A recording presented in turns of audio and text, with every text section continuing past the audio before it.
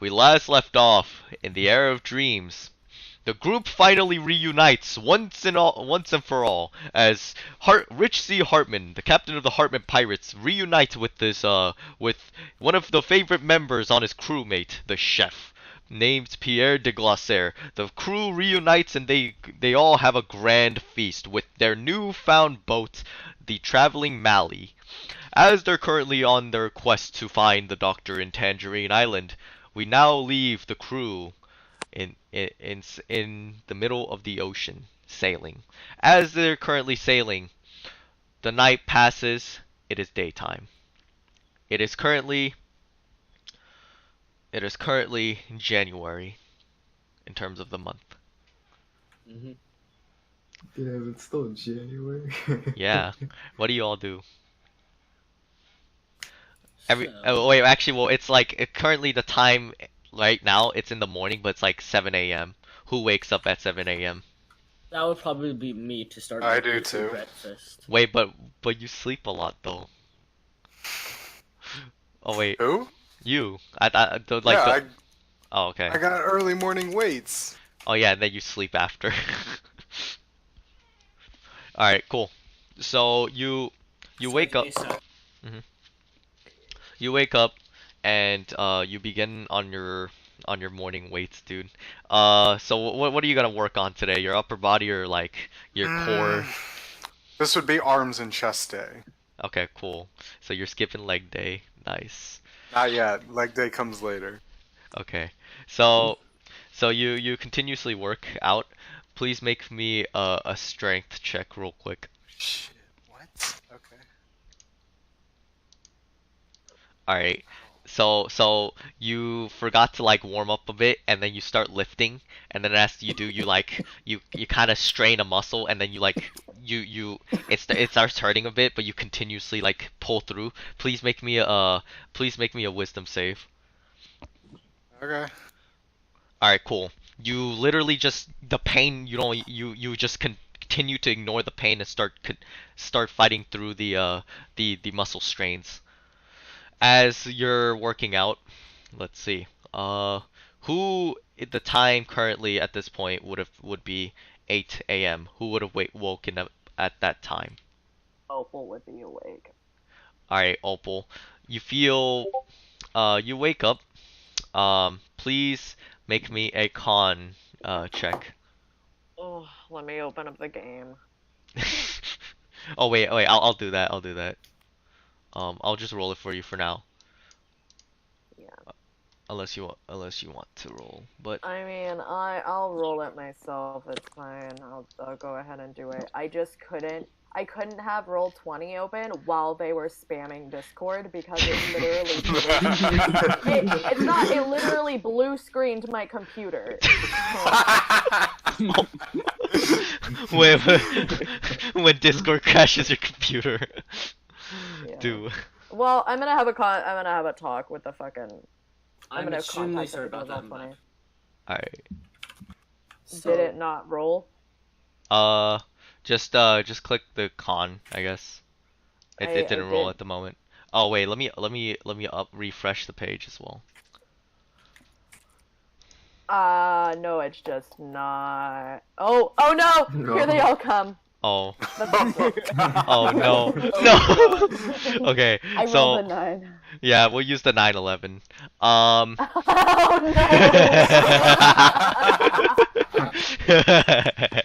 So so basically, Opal, you feel very like sluggish and tired. You don't know what's up. You ate very well. You got a good night's rest, but you don't know what's going on with you. You feel a bit more your throat kind of scratches like it itches a bit.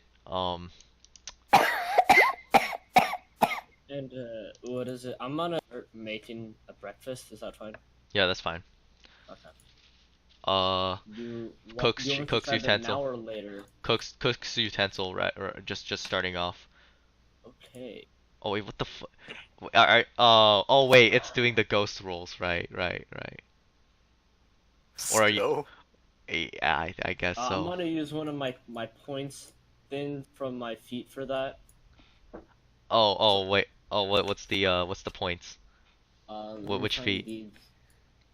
It's from the Kut's motivation to give you Oh, okay. advantage. Oh, okay, cool. And Yeah. it increases the. It increases the. So that would technically be a crit. Okay, cool.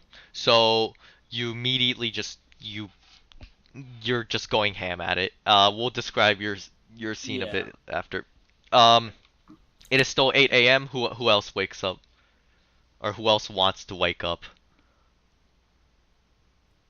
Nope. Okay, so 8 a.m. goes by. So at this point, it's been 2 hours. 9 a.m. rolls around. What does who else wakes up at 9 a.m.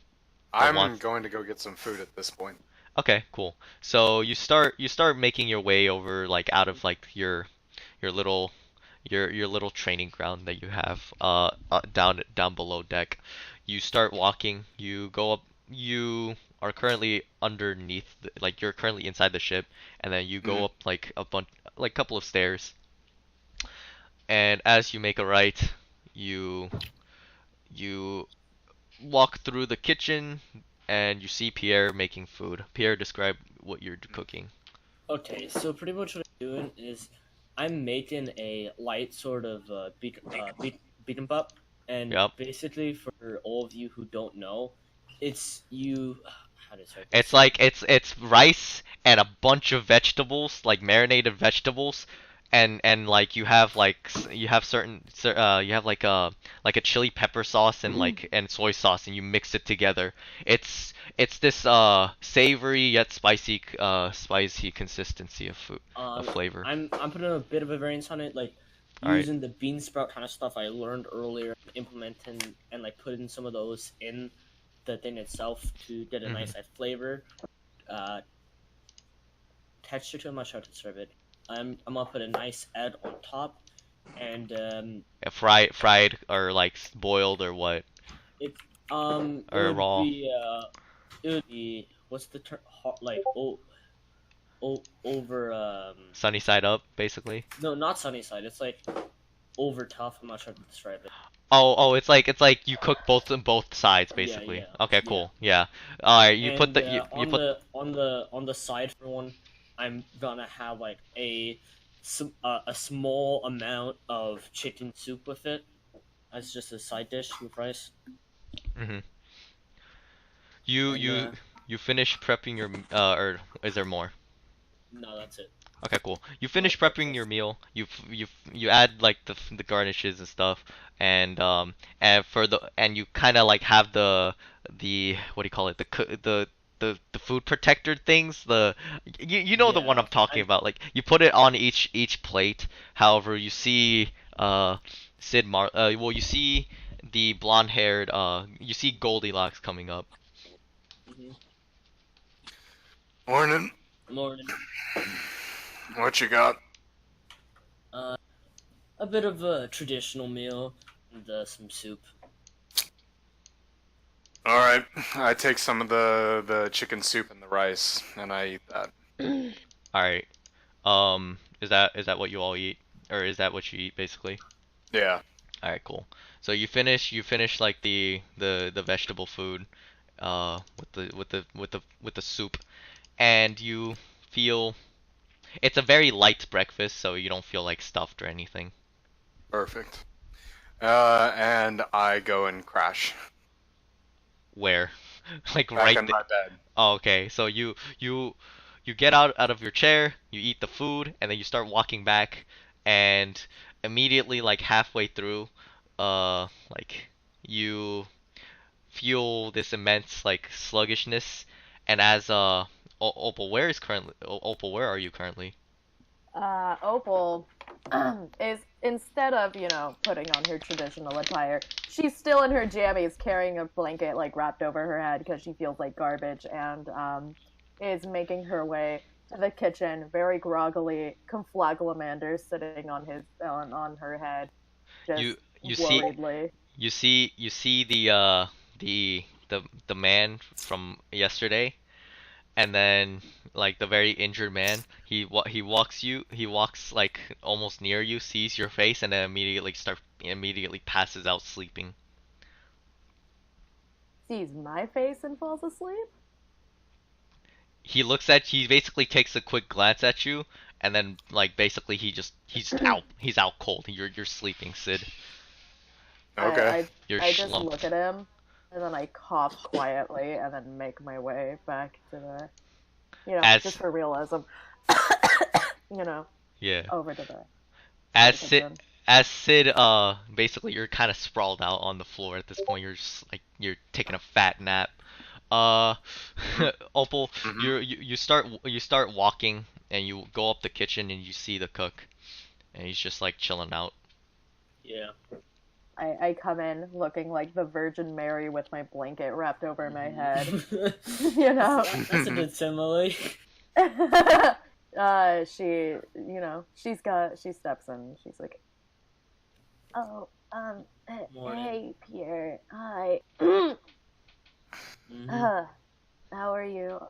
I'm fine this morning. You? I could be better. I don't know what it is. It might have been something we ate yesterday or a few days ago. I'm not feeling too hot today. You?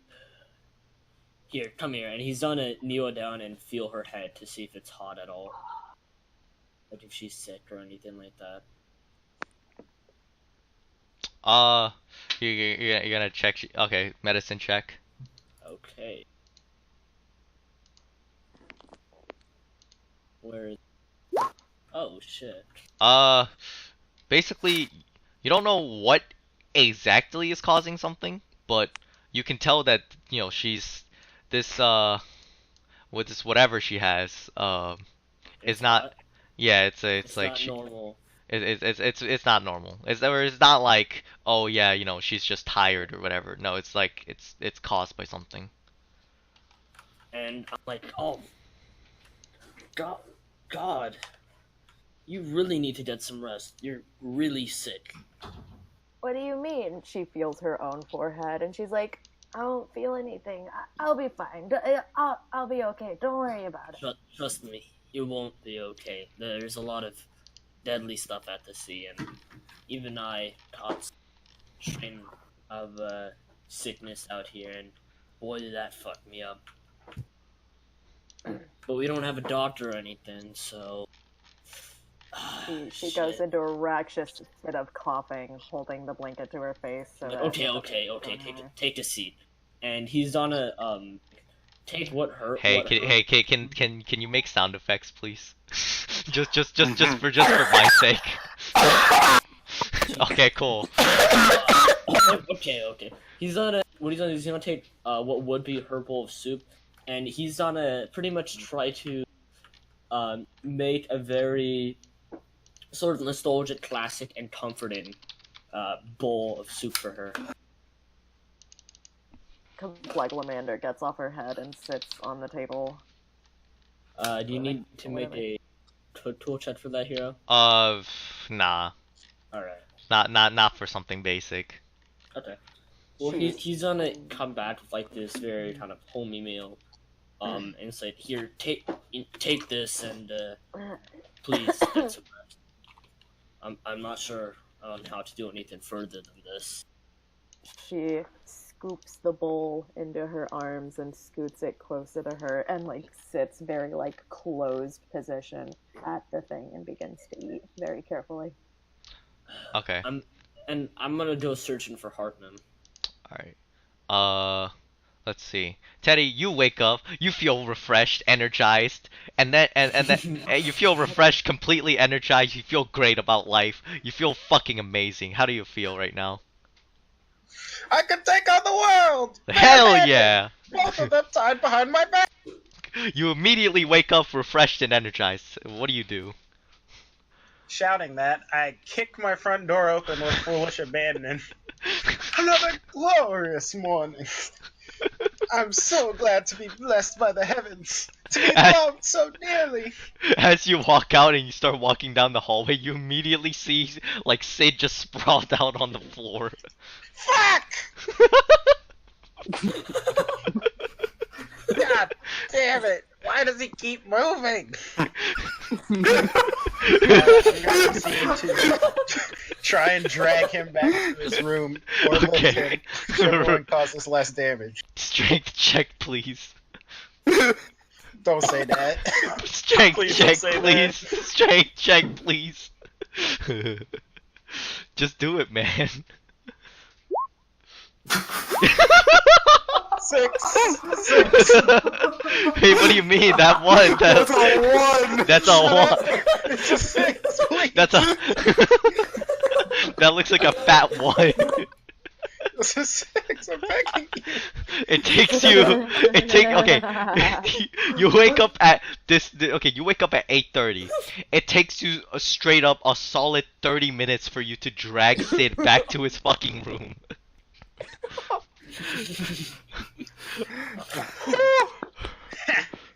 Looks like I've been getting stronger.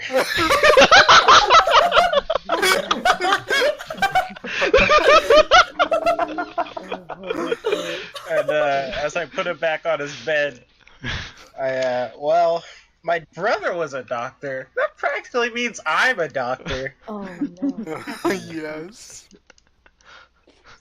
What do I put on wounds? I mean, he's passed out. Does he have any open wounds? No, like all of his wounds are bandaged. I know! Soup! Unconscious people love soup! Jesus Christ. Strolling out of his room and towards the kitchen, I'm going to proposition the chef for some soup. Okay, so you start walking like all confident and stuff, and then you see Opal's like miserable self, and she looks very fucking like terrible as she's like consuming her food.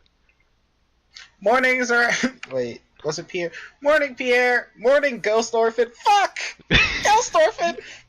She looks over at him. At this She point, he doesn't was even- looking for Rich, so he's out. Yeah. Yeah. Area. She. So it's only Opal in there right now. Yeah. She So looks Pierre over like you, basically walked half-assed. past. She just looks over you and like with not as much spark as she usually has to it. She's like, "Fuck off, Daddy."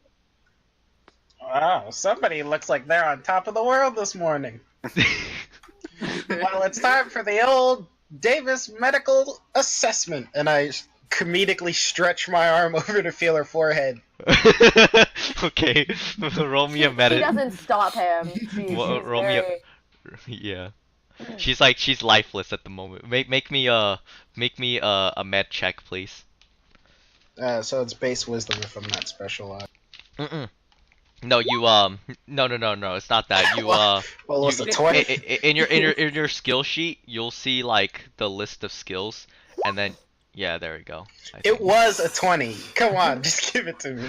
No, I'm sorry, bro. You look at her, and then you like, you think to yourself, she must be lacking in food. So she's not eating right. That's what you think. A classic case of anemia. That's a word I heard my brother say before. I don't know what it means, but you're probably not too well. As if his stupidity is contagious, she goes into another fit of raucous coughing, just holding the blanket like to her face. She's just.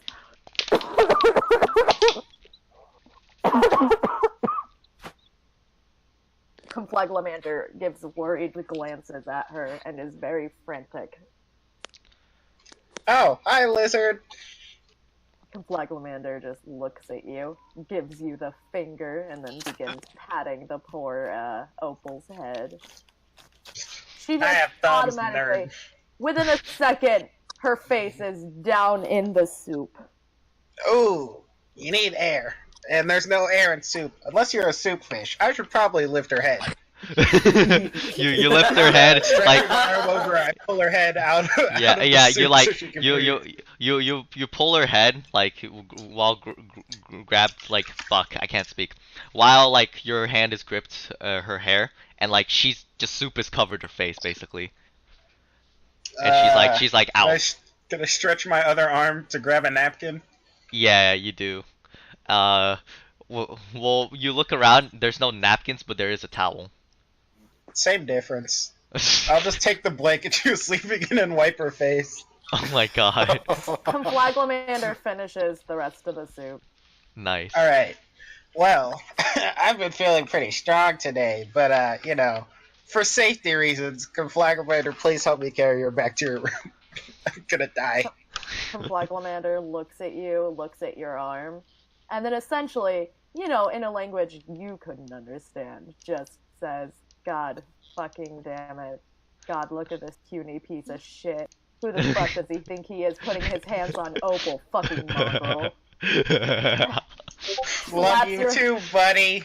So he looks at you, like spits an ember at you, but like not to hit, not an actual attack, just a small bit of fire, just, and then freaking grabs Opal and begins like dragging her to the room. Could I lift up her leg so that she's not completely dragging on the floor? Yeah, you can. Wait, so Teddy, as you help back, like, help back her on her bed, you come back to the kitchen. Are you gonna eat the food that was, are you gonna eat the thing that was, like, I guess covered by, those food cover things? I don't know what they're called.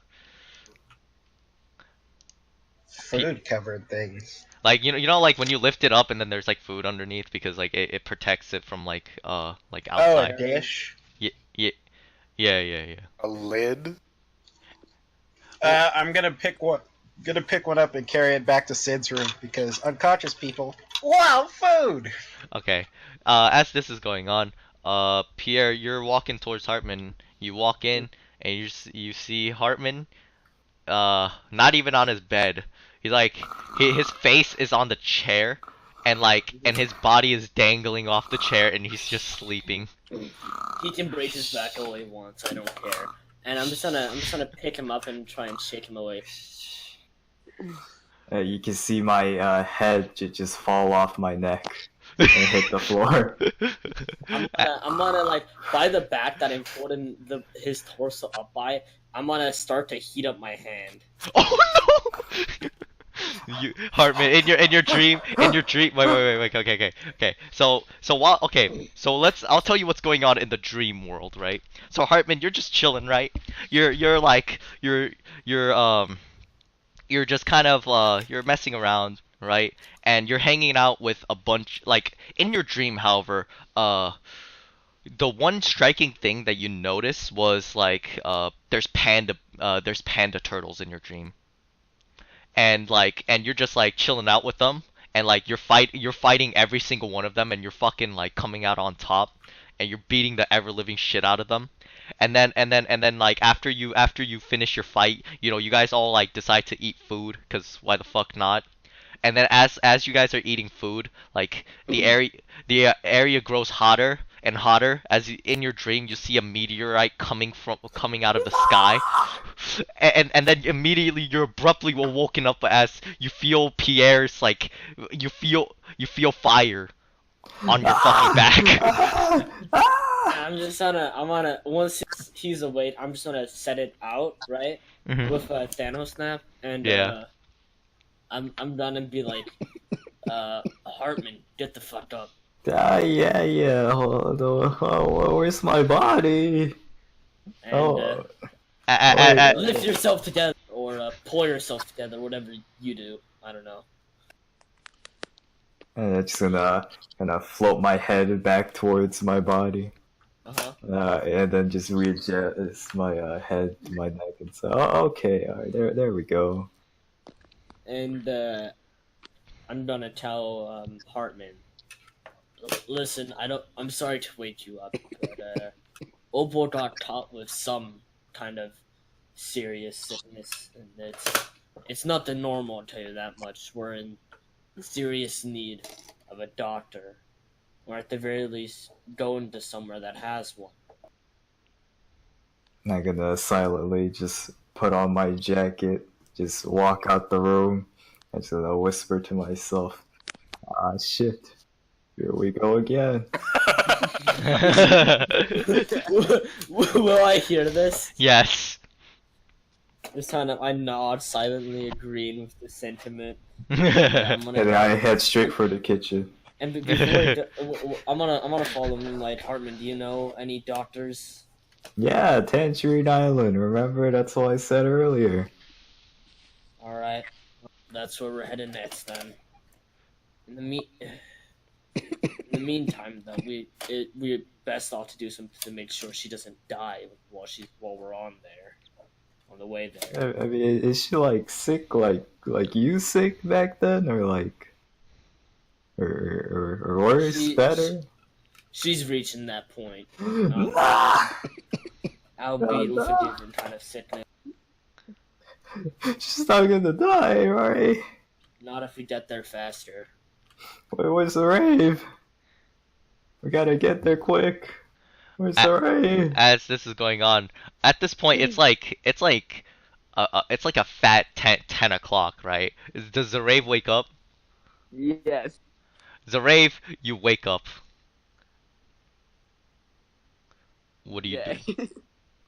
Okay, so he like sits on his bed and looks around like to see if anyone has tried to wake him up. At seeing no one, he just like wipes it off and walks upstairs to say at least. Or to the deck, I mean. Okay, so you're going to the deck? Yeah. Okay, cool. You're currently up at the deck. What do you do? I go to the kitchen. I'm hungry. Alright, nice. So you go into the kitchen, you see like the closed like lid cover thing, and you open it up and it's a very foreign looking dish that Pierre has prepped up. It's the noticeable like I guess like content is definitely the rice in the soup itself. Also the bean sprouts in it. Oh yeah, and the bean sprouts. There's vegetables on it. He quickly grabs a bowl, gets to the soup, gets some of it, slams it on the table. Nice. Gracias por la comida, he said, and he starts like just like rapidly eating without any manners or nothing. Like super Oh my god. Yeah, as the rave you like go ham with your food. You hear Hartman in the distance screaming, Hooray! Hooray!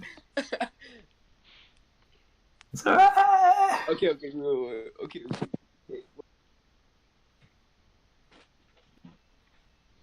Yes. Ah, wait, that's right, it's alright. We need to get the Tangerine Island really quick. Like, no! What? Opal, it's a Tangerine Island! Opal sack! Opal sack? Yes!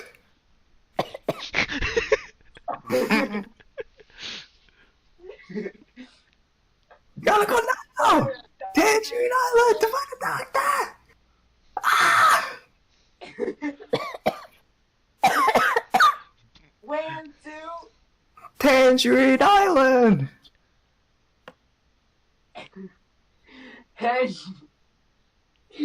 Hand cream island? No! And I'm gonna pick Hartman up, and I'm just gonna bring him up to where Zarave is, up on the deck.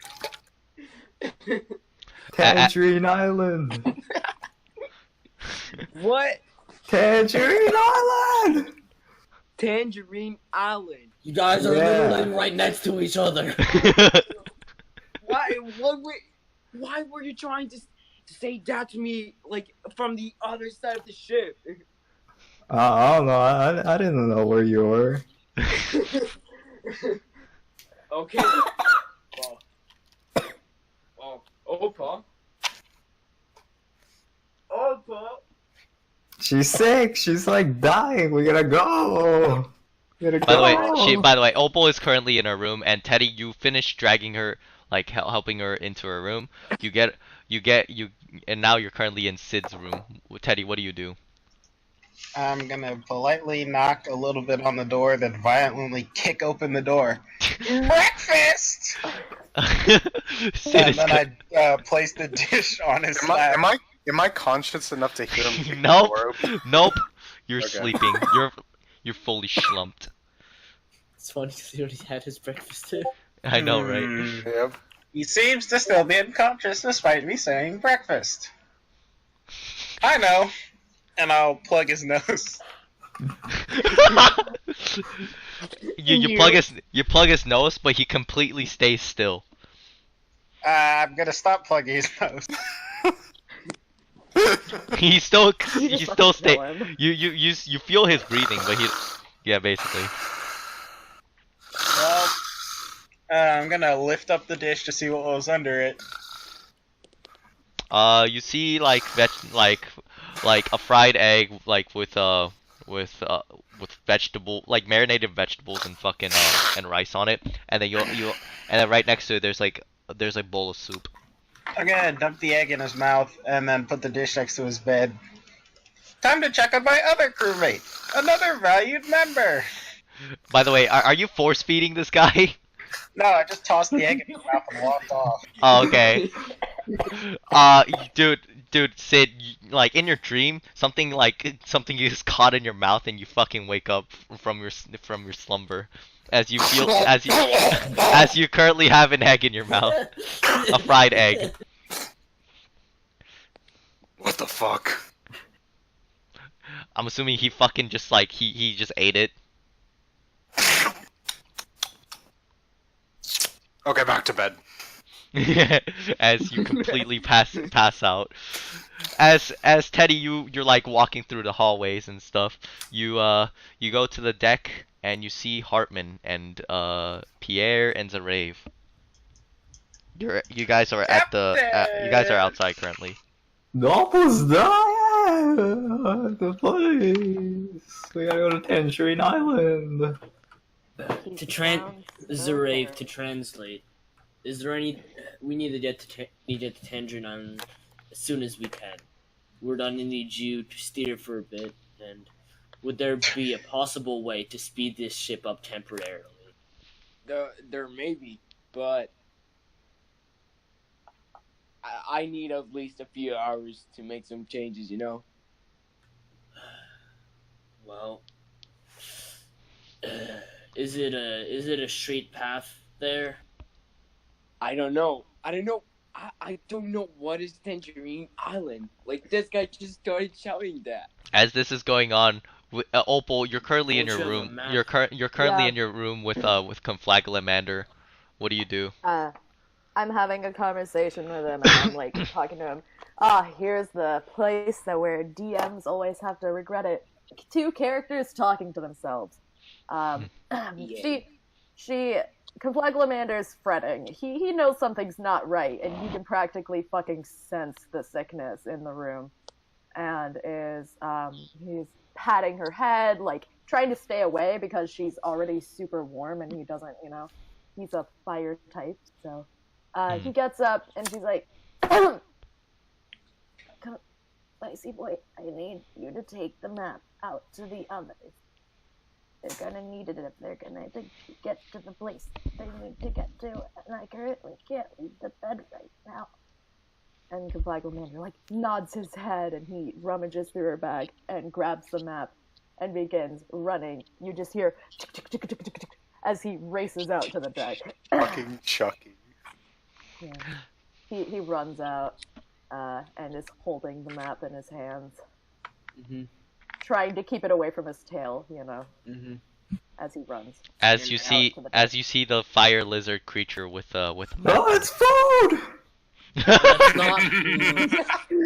He stops Yes. hearing him say this and stops in his track looking at him and then looking at Pierre and then sidestepping awkwardly towards Pierre, just stepping around Hartman as carefully as he can. Wait. Keeping an eye on him as he's making a motion towards him. And he runs over to Pierre and tugs on his pant leg. He's on a kneel down. He hands the map up to Pierre. Thank you, jeez. What we do without you? As he's gonna bring the map up over that to Zarave, and he's gonna point to where Tangerine Island is, and he's like, over here. How long do you, with what you know about sailing and such, about how long do you reckon that will take? Do you have proficient? Do navigational tools. Okay, navigational tools. There you go. 13. Alright, cool. So You assume that it'll take normally it would take 3 days, but because this is like a boat that you know you've been piloting a bit, uh and you're understanding the ins and outs of, it'll take less than 8 hours. Okay. Yeah. About 8 hours at least. Well, how long would I like? From what I know about her sickness, would that be enough time? Conflaglomander is like impatiently picking at the flower that's on his head, nervously. So wait, how long? What, Pierre? I said like with the 8 hours to get there, and also would that give a from what I can tell about her sickness, would that be She enough? should Like, she can make it, yeah. and I'm just gonna say it. All right, that if it's just 8 hours, that should be fine. I don't think any upgrades will be needed as of yet, unless anything crazy comes up. If there's anything we can do to expedite this, please do tell. Man, I'm Conflaglomander's hungry. practically smoking at the sides of his mouth. He's agitated, very much so. Hartman, what do you do? Man, I'm hungry. Pierre, where's the food? It's over in the kitchen. Okay. And I just bolt towards the kitchen. You eat all of like the dish like that The P leftovers. yeah, He like just the eats the plate. Just the plate, though. He leaves The plate. the The food and the plate. Yeah, like the whole dish. He leans back up. Hey guys, we're gonna need some more dishes too while we're there.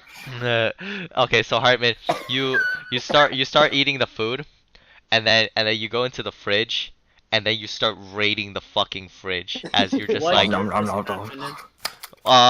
make me I guess this would be like a form of Perception? wisdom check. It'll be like you feel a disturbance in the food force. I'm sorry, give me a second, Zareem, and I'm just gonna start sprinting towards the kitchen. Conflaglomander wants to follow. you Oye, see oye, ¿dónde vas? Ah! you see Conflaglomander follows quickly. you see Rich, describe what you're doing in full detail. Okay, so the fridge, right? I have it grabbed in both hands, and I just have it over my head, and it just completely open. I'm just like shaking every content straight into my large mouth that I've stretched. And I'm gonna run up and do a Ken style shoryuken. Oh, okay. you go for the Ken style shoryuken, say launching Hartman out of the fucking out of the room, sending him flying. As Hartman, you're like flown 40 feet into the air, like fucking Team Rocket style, and there's a gaping hole in the ceiling now. Zarave, you see this because of the fact that where you're steering the ship is underneath where the kitchen is, and basically yeah, like fucking Pierre, you just you can the fuck out of Hartman and put the fridge back to where it should be. Pierre! I'm sorry. It was necessary. Hartman, Don't you ever die again, you know?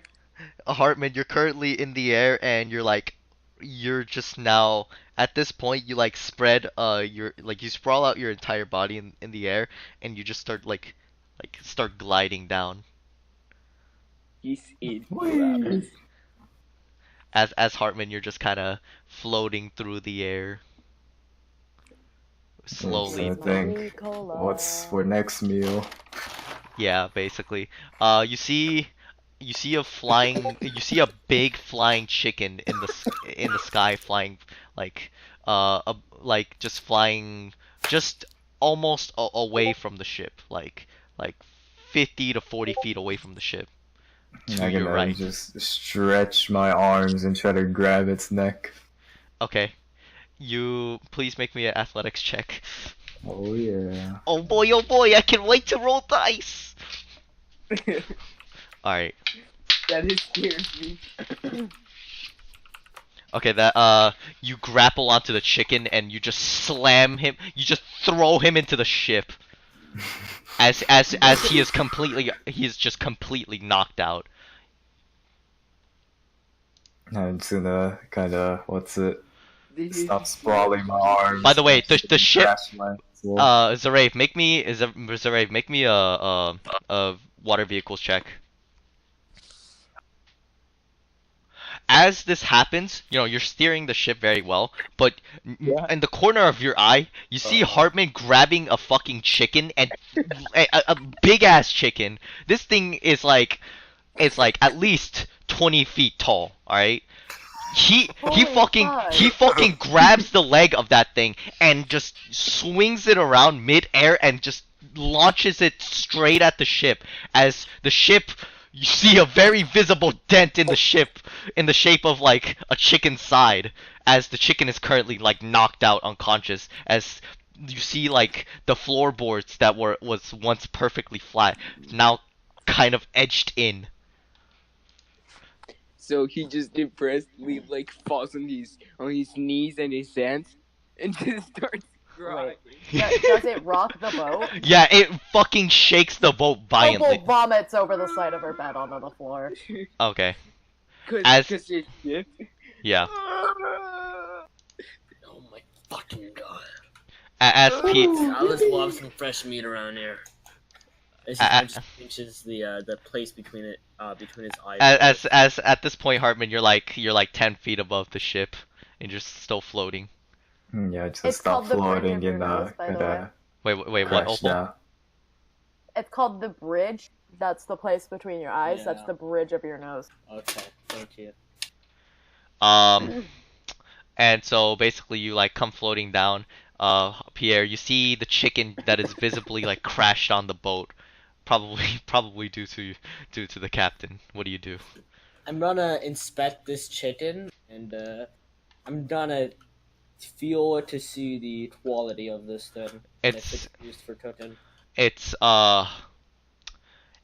unlike normal chicken, because this thing is very huge. The meat is relatively sturdy, and so you would have to like Is it tougher? yeah, it's tougher, but you would have to work on like like fucking not deboning, but like fucking making the meat feel less tough. Tenderizing Yeah, it. tenderizing. Yeah, and you and also like the amount of meat that would be accumulated would be like from all of this chicken, the entire chicken alone, would be like worth at least 1,000 seeds in total, due to the sheer volume of this chicken. Jeez. And I can pretty much, because of how big this thing is, I can actually make so much fucking broth with it, right? Yeah, basically. Are you going to use every part? Yeah. Okay. Well, and like will be sold Yo, like let's fucking Yo. pop We're in a it. game. We're in a game. So basically, We're in a basically, game right now. Oh. so basically, Pierre, you get this big ass 20 feet chicken, and you start gonna like, yeah. de-skinning and pretty much butchering this thing. Okay. You start your cooking process, and Yeah, I'm just butchering it. well, like, yeah, well, you start your like your prepping purposes and whatnot. Mhm. Make me a cook's utensil check. For like, okay. Oh wait. Don't you have always advantage on like cook's utensil checks now? It's not always advantage. I have 3 points that I can use for. Oh, advantage. okay. So with what you can get, the amount of food, and this is measured in, this is quantified by it's measured in Hartman, okay? Mhm. It'll feed at least 2 Hartmans for it would feed 2 Hartmans for 1 week. That is how much. Goodness, That is how that's much. a lot of food. That is how much chicken you have salvaged from this. All right. I'm gonna keep the bones and also the skin to sell, or like the hide to sell. Okay. You start doing that. Please put that in your inventories, by the way. I'm doing that. Um. And once this is done, I'm gonna refrigerate it all. Okay. And what I'm gonna do real quickly is, what time of day is it now? It is currently 1 a.m. or not 1 a.m. 1 p.m. 1 p.m. Okay. What I'm gonna do real quick is just, I'm gonna I'm gonna make another like small bowl of soup. Put like some a bit more vegetables and stuff in there, and I'll have some like hot ginger tea with it as well. Mm-hmm. Do you need to check for that at all? Oh no, it's fine. All right, and I'm just gonna leave in Opal's room if she ever wakes up. Oh wait, you're going Yeah. inside her room? Yeah. Oh, There's you vomit walk on the in. floor. Yeah. There's vomit on the floor. She looks. I'm like, oh Jesus. I'm a fictional character. And She looks up at you, and then she looks very embarrassed. it's fine. And he's gonna leave a table or something, and he's gonna go back and pretty much try and grab a mop or something. All right. You grab the mop. You start like mopping up the floor. And you help her. You help her like get situated, and you give her the tea. I'm assuming she drinks the tea as well. She drinks the tea, and automatically he's already got brownie points in her opinion. He's one of the more tolerable. Of course he Makes is. a mental note of it. Of She course makes he a is. mental note of him being more tolerable than Hartman. Fatigue. Am I? Do I get that mark? Yeah. Well, you get like you're just sleepy instead of very sleepy, and Oh man, look at my stats now. and Nice. your temperature is very. It's overwhelming at the moment. Yeah. So. Conflaglamander had followed close behind him and tried to snuggle with her, but she pushes him away and actually picks him up and hands him to Pierre and says, I know it might be a bit of trouble, but could you, like, make sure he doesn't go around hurting anybody or, you know. I'll take care of your reptile then. Thanks, Just get the rest you need. I super appreciate it. She lays back down and rolls over. And he's gonna pick the reptile up, and what he's gonna do is at this point he needs to start making Hartman's second meal of the day. Uh-huh. So is he taking Conflaglamander with him to the kitchen? Okay. Well, and while he's making it, while he's making the meal, he toss Flagman some of the chicken itself, and basically what he's actually here, give me a sec. Cut to someone else. I need to know how I can make tough chicken tender. Okay, I got you. So we cut back to Bitch B Bartman. You're just kind of roaming through the ship at this point. And you like wander around into like the different rooms, and then you see like you go into Sid's room. At this point, it's 1 o'clock, 1 p.m. And you walk into Sid's room. He's sleeping. Hey, do I spot any food? You see food, right, conveniently placed next to the table. Nice. I just gonna extend my tongue, like stretch it, and then just. He's just Yoshi. Okay, you end up like with your tongue. You make like a little straw with your tongue, and then like you basically consume the soup by using your tongue straw, and then you fucking and then you just eat whatever's left. That's like solid, and then you just eat your food, and you're pretty I'd like to make a satisfied. note. Opal locked her door. You're somewhat satisfied, and then you're walking around. However, you come across a locked door, and it piques your interest. She's laying in bed with the door locked. I shake the handle. You shake. Wait, give me a sec. Okay, so Opal, you're deep sleep. So you don't hear anything. Yeah. I shake it harder. Shake even harder. Harder.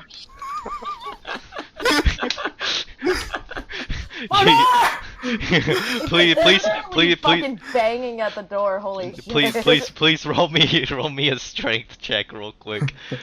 Oh, fuck. I like to imagine you- Rich just yelling harder. You break, you start shaking the doorknob and then you end up breaking it, which breaks the lock. And you walk through the room and you see a sick Opal. Oh, my bad. So you're not gonna die or anything, right? As Is Opal she wakes up awake or to she's- she wakes up finally to she him in finally she finally wakes up to the sound of him in the room. She doesn't react the way you would assume she would, considering, hitting him or, being aggressive. She just glares at you, and if looks could kill, you would drop dead. She is the most... So she has the blanket wrapped up around her, so literally all you can see is her beady red eyes, glaring at you through the blanket. I'm bad at She lets out a pitiful communication, so I don't know what those red eyes mean. But I do He's too assume, I much of guess an you're idiot. You She pipes up, basically. no, I'm not gonna fucking... Is it an eye sickness? Are you gonna be okay? You're not gonna die, right? What would it matter to you? Oh, what? Did you're one of our crewmates, our friends, family. Ohana. She ignores you and rolls over. Okay, well, don't worry. In a couple hours, they're gonna get you a doctor. I'm gonna have to carry you on top of a mountain again if I have to. Just like Pierre. Her only response is, I'll take that as a yes. Alright, time to find more food. I'm just gonna leave. Alright, you thought of what I'm gonna do. Okay. What do you do, Pierre? So, see, I feel with the chicken, I'm like, okay, it's not normal time, but I can still work with this. And what he's gonna, and to make this, more tender, in a relatively shorter time frame, Is this a setup or are you actually trying to cook? What do you mean? Are you trying to set up for when you actually cook, or are you? He's on a brine for an hour and then use pressure cooking. Okay. the whole time Kavlegwamander will be watching very intently. Wait, So first- and salivating. No, I'm just kidding. Oh my No, God. no, he's just watching, because he's not sure exactly what's going on, but it intrigues him anyway. So Nice. what he's gonna do is he's gonna put in it in a complex flavored brine with a lot of spice and such in it. And while that's brining, what he's gonna do, he's gonna start preparing dirty rice and a small salad to go with it. That consists of arugula mainly. Mhm. And once the hour passes, what he's gonna do is he's gonna take a pot and the chicken in there with some of his kind of barbecue sauce kind of stuff. Right. And what he's gonna do is he is gonna close it, and then he's gonna use his own bending to pretty much heat it up and artificially create pressure Mhm. because of the chemical reaction, which I forgot the name of. Right. But you could increase pressure, which would inversely increase the heat and such that way, and he's gonna leave it like that for a bit, and that would probably take somewhere between 30 minutes to another hour, to which when he takes it off, it's almost done, and it has a bit of that tear off the bone quality, and he's just gonna finish it off on the barbecue to pretty much get a nice sear on it, while pretty much dripping it with more barbecue sauce and paint it on. You know what I mean? Mhm. And he's serve up multiple plates of this for Okay. the rest of the crew. What's the quantity? So for Rich, there's a high enough quantity to him. How big And is the then- plate? I don't know the exact measurements of like the plate needed to feed him. Okay. I'll tell you this. It's gonna take at least 4 feet. Well then, like- yeah, it'll be like a 4-foot plate then of just all this tear off the bone chicken. Yeah, basically. And rice, and he omits in the salad in there to make sure that Hartman eats all. Yeah, nice. And he'll have normal sized plates for everyone else. As this is going, are you gonna set one up for Opal or not? Are you gonna prepare something else? I mean, I gave her I did light stuff earlier already. Okay, so you don't. And Okay, cool. I'd rather her stay in the room. That's And good. he's gonna toss some of the chicken over to Conflan, the spicy boy.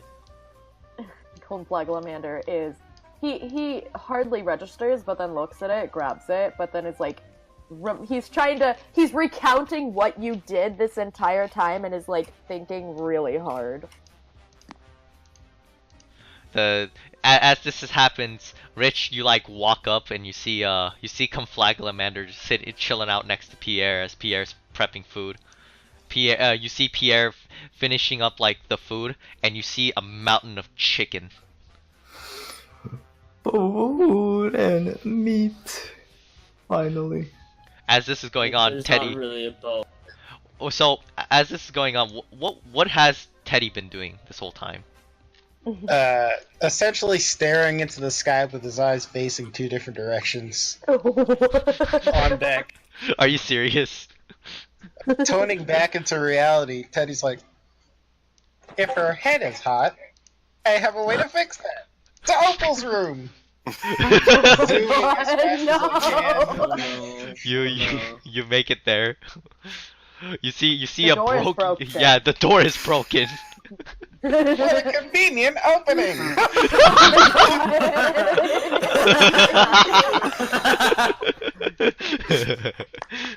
Oh, God. Alright, you just keep going. Gently pushing the door open. Opal! What do I have on me? Hang on. Do I have like a dagger on me? No, you don't. Fuck. Okay, never mind. I throw the bowl at the wall. He has the bowl like not as, directly at him, but next to the door. okay, so the bowl, you throw the bowl, right? It's a wooden bowl, by the way. Yeah. It bounces off and it actually hits his face. Your aim is much worse. You must really be sick. Oh, I look at Don't him. I'm like, worry. oh, I sit up and I'm like, oh, it's you. I thought it was Rich again. Naturally, anyone would think I was as tough as the captain, but I'm here, regrettably, to help you. For you see, I've patented a technique for helping people who are overheating. Long arm style, improvised fan! And then I start spinning my arms in help formation. Look, use a key point real quick. That requires a key point. As the entire room is just fucking blowing with gusts of air, as all of the heat just kind of disperses, the room gets colder and colder as more air is circulating. I was but- sweating, I'm assuming, too. Yeah. So, But at this point, it feels rather pleasant. but after not even like 2 minutes later, Teddy, you're tired.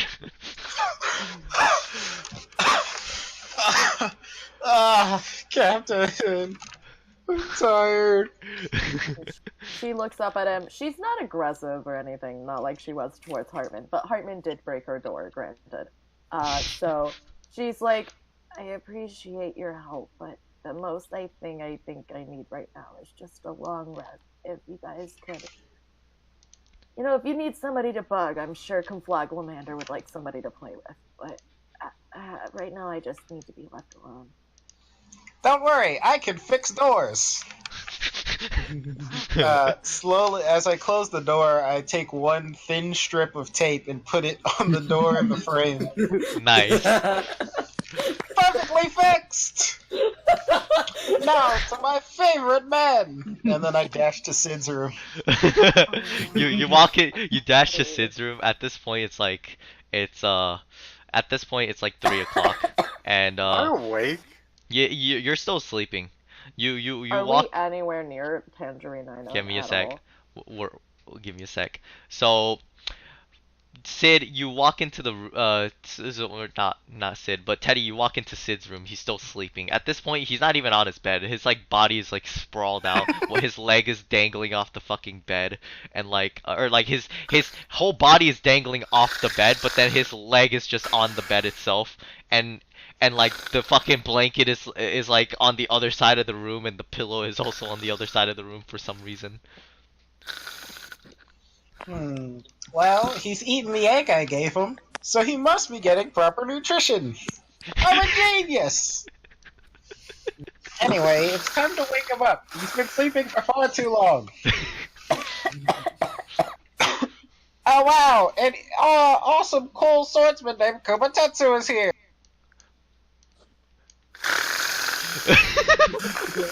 There. Komatetsu, I sleep. Richmond, I'm awake.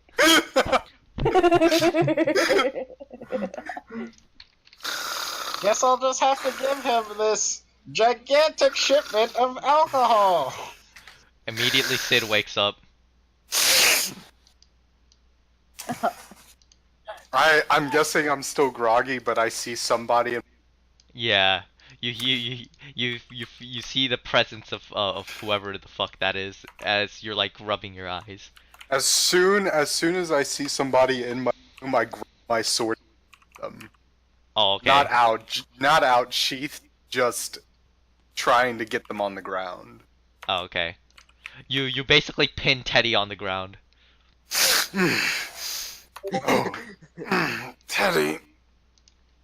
Sorry. I get off. What are you doing here? Sid gets You up. can at least buy me dinner first. It's your special late afternoon wake-up call. What time is it? 1, 2, 3. Why does my head hurt? I don't know, you did something. Oh yeah, you fell. And then I dragged you for half an hour. Back to your room. You're welcome. Why did it take half an hour? My room's not that far. Stop asking dumb questions. Alright, Teddy. What's going on outside? I think I remember in my stupor, the captain killed a giant chicken, the chef started cooking the giant chicken, Opal passed out to near death, and the shipwright's shipwriting. He's crying. Wait, but real Are quick. you sure? Okay, Okay. we're gonna come back to Zarafe. Zarafe, make me a quick water vehicle check. A water vehicle check. Okay, Yep. there you go. You guys will be there, in no time. From Zarafe, what you know. But are you gonna tell this information to everyone, or are you just gonna keep it a secret? Nah, I'm gonna give it to myself. Okay. Guys. Just to keep it They're destroying suspenseful. my shit. Oh yeah, you're right. Why That is should so. I give it to them? Yeah, you're right. Okay, so you're just kind of sailing. We cut back to Sid. Sid, continue. Hey Teddy, are you sure about the giant chicken thing? Absolutely. Yep, that sounds about right. Okay. Come on, let's go on the deck and see what the giant chicken is, I guess. Best friends forever. Shut the fuck up, Teddy. Woo! I'm gonna head up onto the deck and I'm gonna follow. see what's going on and see if the chicken thing is true. Who do I see up on the deck, I guess? So up on the deck, you see Zarave at the very back end of the ship, with holding onto the wheel, steering the ship. Or actually, well, not on the very back, but in the very front, where like in front of the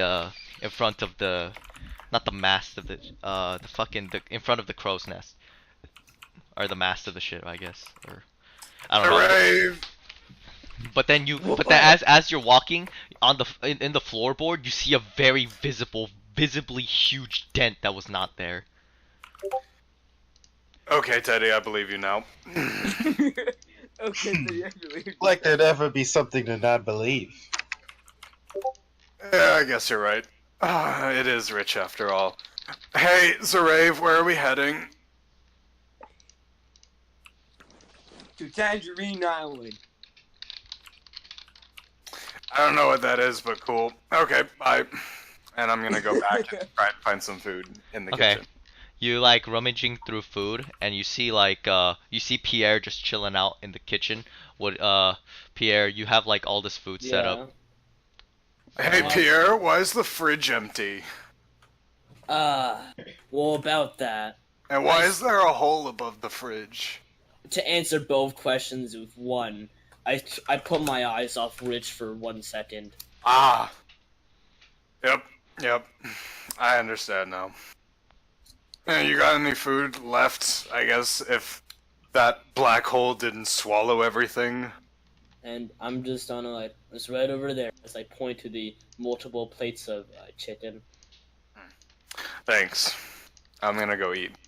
So you eat a hearty meal. You're very well fed. So like put your like you're like you got fed, bro. You got fed. Let's go. You're the first player to be ever fed well. No, I'm just kidding. Everybody has. So we're gonna cut to Rich. Rich, you see like food and lots of food. Are you gonna eat the food?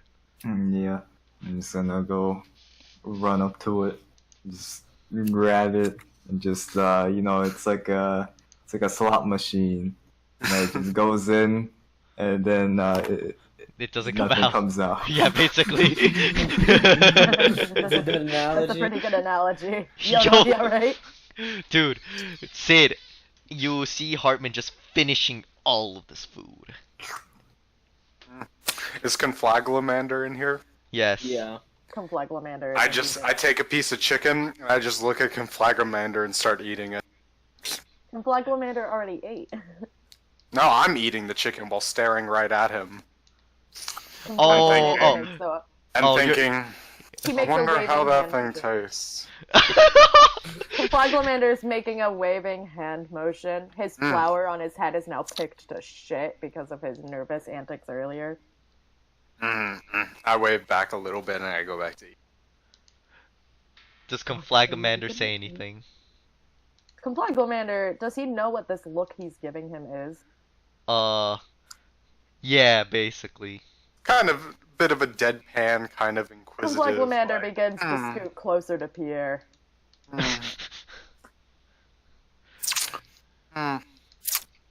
He is now just chilling in Pierre's Yeah. lap.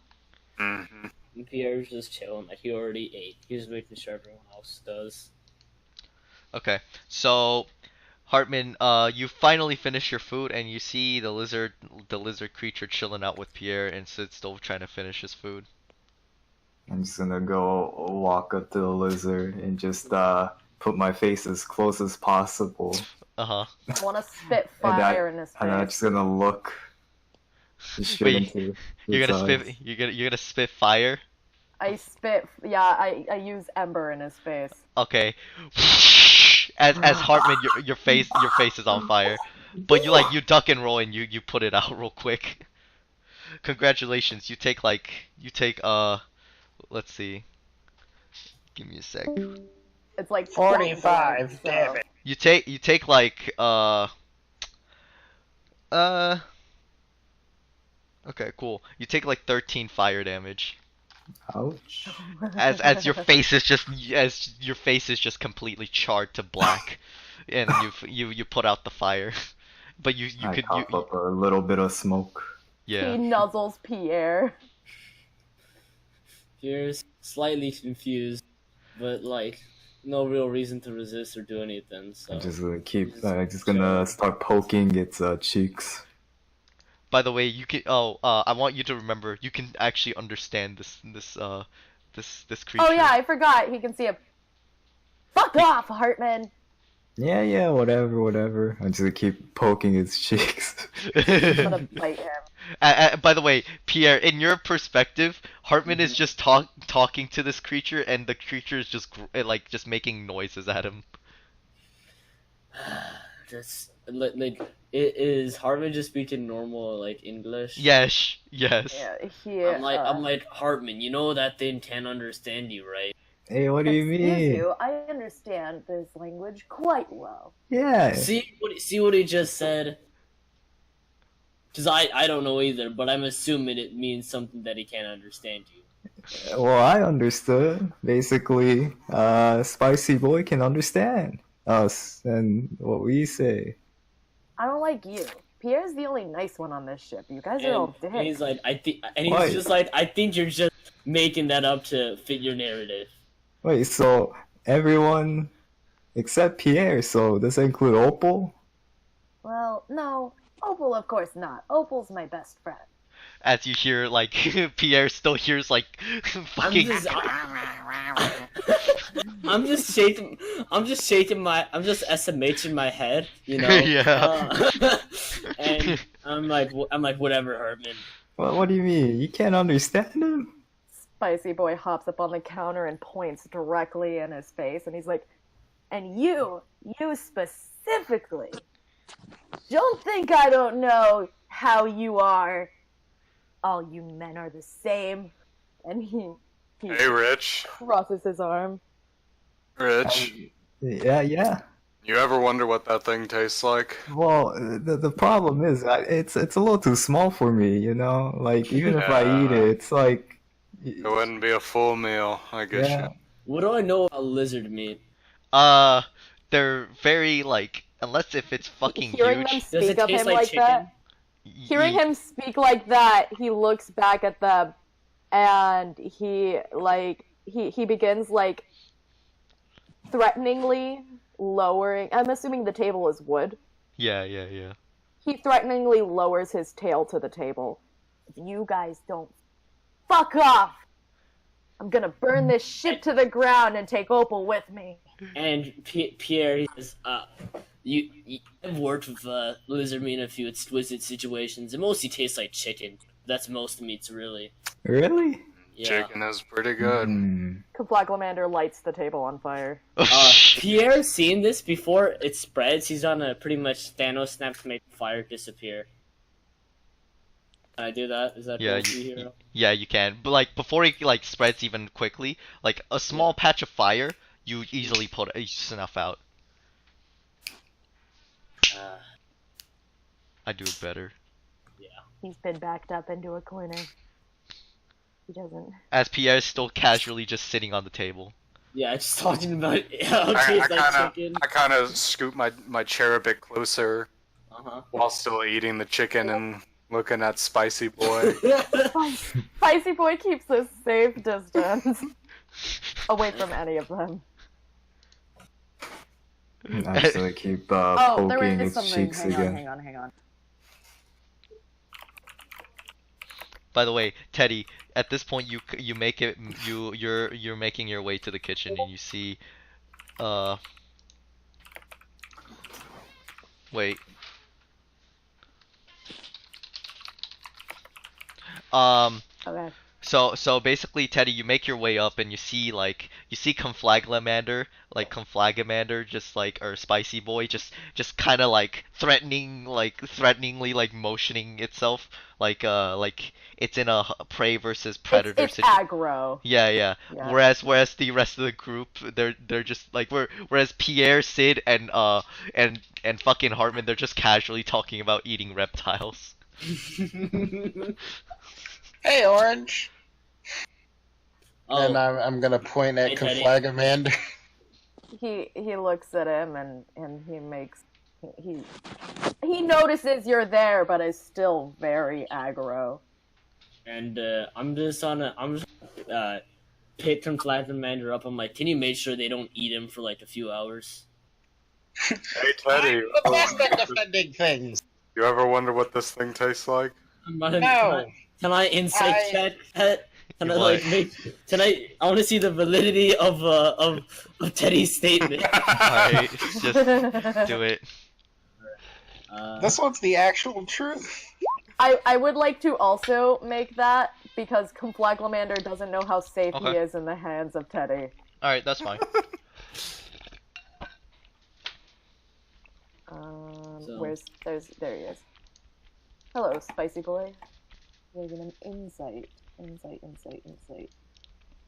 There we go. 9. Okay. Give me a second. Do I feel safe? So, Teddy, make a persuasion check. Just. Bruh, I was telling the truth. No. Just to make it like so that it sounds convincing. That's what the persuasion is for. Fuck. I'm like, all right, I trust you. As he's gonna put Conflaglamander near you, and he's gonna head over to his room. Conflaglamander is gonna worm his way out of Teddy's arms, and he's gonna start trying to replicate what Pierre was doing earlier. Make me a wisdom check with Conflagamander.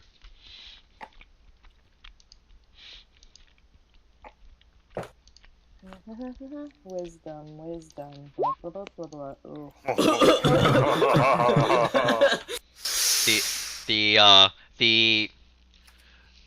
So when you so Conflagamander like immediately starts doing like the setup, and by the way, who here is curious on this what's going on and it's like just it's just watching.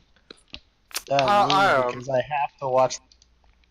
Okay, so you see this creature, Teddy, trying to attack, like pulling out like pans and basically pulling out food out of the fridge, not even eating it, He is a- and yeah. and basically like you see this creature doing the ratatouille, right? However, as soon as they were like about to pour the faucet, their tail was almost close to the water, so they immediately backed away and all of the setup just immediately went crashing as the setup was completely destroyed basically as now Conflagamander accidentally made a mess. Well, that sucks. How is what is Conflagamander saying to the entire he situation? Says as he's falling, he's going fuck, shit, dick, and he everything falls to the floor, and he's looking at it, and he looks very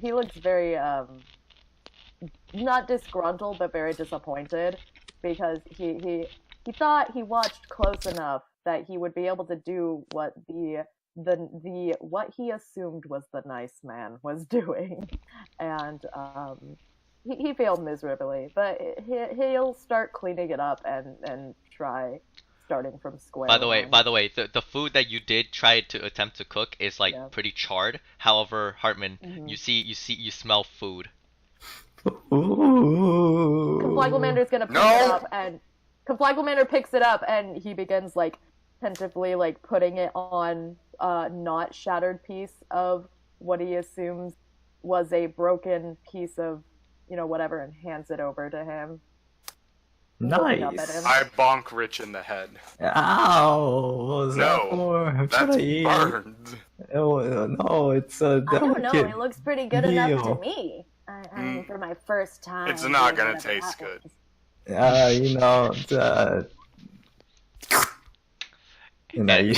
As you eat it, it's not flavor As soon bad.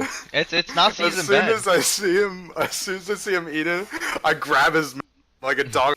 Spit it out! Spit it out! It's good. It's Don't good. eat burned food. By the way, It's no, good. you end up swallowing it. But Hartman, I'll describe the taste. As soon as you get past the burnt part and you like sink your teeth into the meat, it's seasoned very well because it's seasoned pretty well for a fucking creature that doesn't understand like the concept of cooking, making it, and yeah, you feel it's tasty, whatever this thing made, but it's sadly it's burnt though.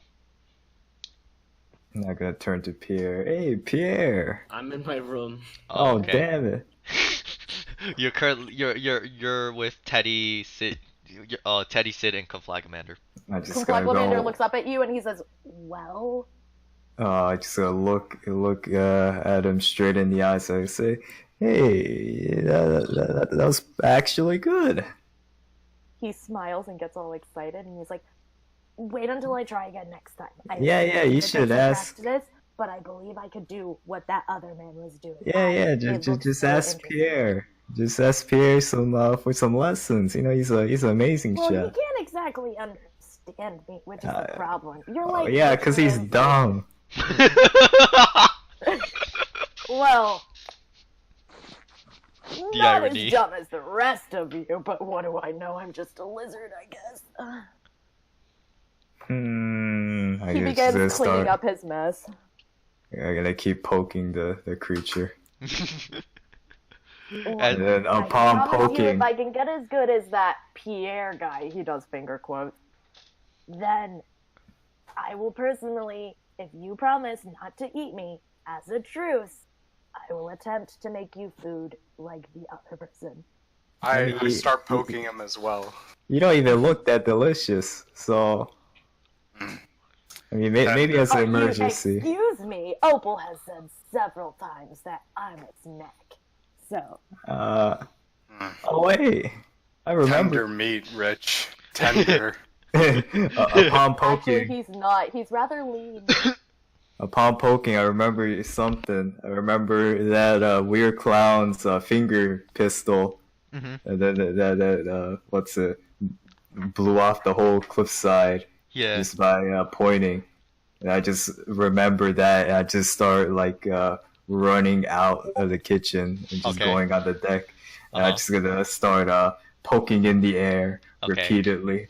alright. It looks weird, like It I'm looks trying like- to signal for something, like Yeah. something's over there, but no, I Conflagamander just, takes I time to just, clean up I his just mess. keep poking the air. Okay, so as this is going on, my friend, water vehicle check one more time, alright? Zarave. Zarabe. I know. My, There okay, you go. this is 31. perfect. Oh, good. Yes. As soon as Hartman, you're like poking the air as fast, land ho. As you guys are going faster and faster, you finally dock on land. Wait, However, I'll describe yeah. this. Yeah, what's up?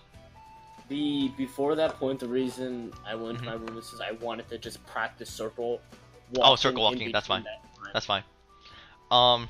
As soon as you guys are making it closer and closer, you see this island. However, the mountain ranges are very, very fucking like all over the place. You see pillars of earth like reaching for the sky as the cliff face. Who here has played Super Mario for the DS? Just I everybody. have. Yeah. Okay. Do you all remember World 6? The fucking Yup. the Rocky Mountain Yeah. stage. Yeah. Imagine that. That is what you guys see basically. And as you guys are making closer and closer to the land, you see that the beach is mostly gravel rather than sand itself. And as you are docking towards the coast, people are shipping goods in and out. However, the port city is relatively smaller compared to what you guys seen. As you see a visible trail leading towards somewhere over the through the valleys of the mountain that there are basically two mountains, and then there's like a pathway going through. However, yeah, just that's what you see, and then there are multiple paths kind of branching out. And then, however, there is one strange looking path, which is a set of stairs that like are like embedded into the mountain. And you guys finally make it. You're on land. As soon as the ship docks, what do you all do? Whoa! Tangerine Village! Time to get a doctor and get Opal back to tip-top condition. And I- what is it? Like when he notices the ship is like no longer in motion, he pauses like the watch he was in the middle of, and like he would like check out the window of his room to see that they've docked. Yeah. He's gonna do Twitch stretch, and he's gonna exit the room, and he's gonna try and find the rest. He's gonna get to the rest of the crew. Okay. And he wait, give me a second. Is Opal asleep or not? Opal, you slept, and you awoken from the sound of the ship completely coming to a grinding halt. Alright. What she's gonna try and do, she's gonna try and put her normal clothes on, getting out of her sweat-soaked pajamas and Sleight of sleight of hand. Yeah. Sleight of hand. It's you're using your hands to put on your clothes. That is true. Yep. Um. Nice. You what you like almost like screw up, and like you're about to screw up, and you were almost about to fall, but then you catch yourself with your hand quickly, and you basically get yourself back up, and you put on your proper clothing, and yeah, you can describe the rest. Yeah. She ends up putting on not the usual outfit that she wore the other day. Instead, she's just wearing more of like a sundress type thing. And she brushes out her hair and puts on like a hat that covers her and begins walking out, and with her bags and stuff strapped to her side, and shakily walks down the hallway to the deck of the ship, looking for Flagglamander. Okay. So She still looks like Garbo, by the way. okay. So you guys continue to you're basically out on the deck. What about the rest of you? We I'm need to gonna- find a doctor. I'm gonna get the Hartman. So I think it's best and most efficient if we try and, I guess, split ourselves. Split where? Well, And split You- how? let's establish our goals first. We need to Mhm. find a doctor. Well, I'm carrying Opal. Alright, well, then you'll carry over. I need with new you. swords. We have a bit of maintenance we have to do around here as well. Alright, yeah. You do the hard stuff, and I'll go find a doctor. Approaches. As you do this, Hartman, are you gonna quickly dart in and grab Opal and like just fucking just jump, just leap across like the bay and fucking? Yeah, and I'm still like repeatedly pointing in the air. Okay, cool. Flagglamander races after them, like, wait for me! By the way, Hartman, how fast is Spicy Boy? Oh, okay, cool, makes sense.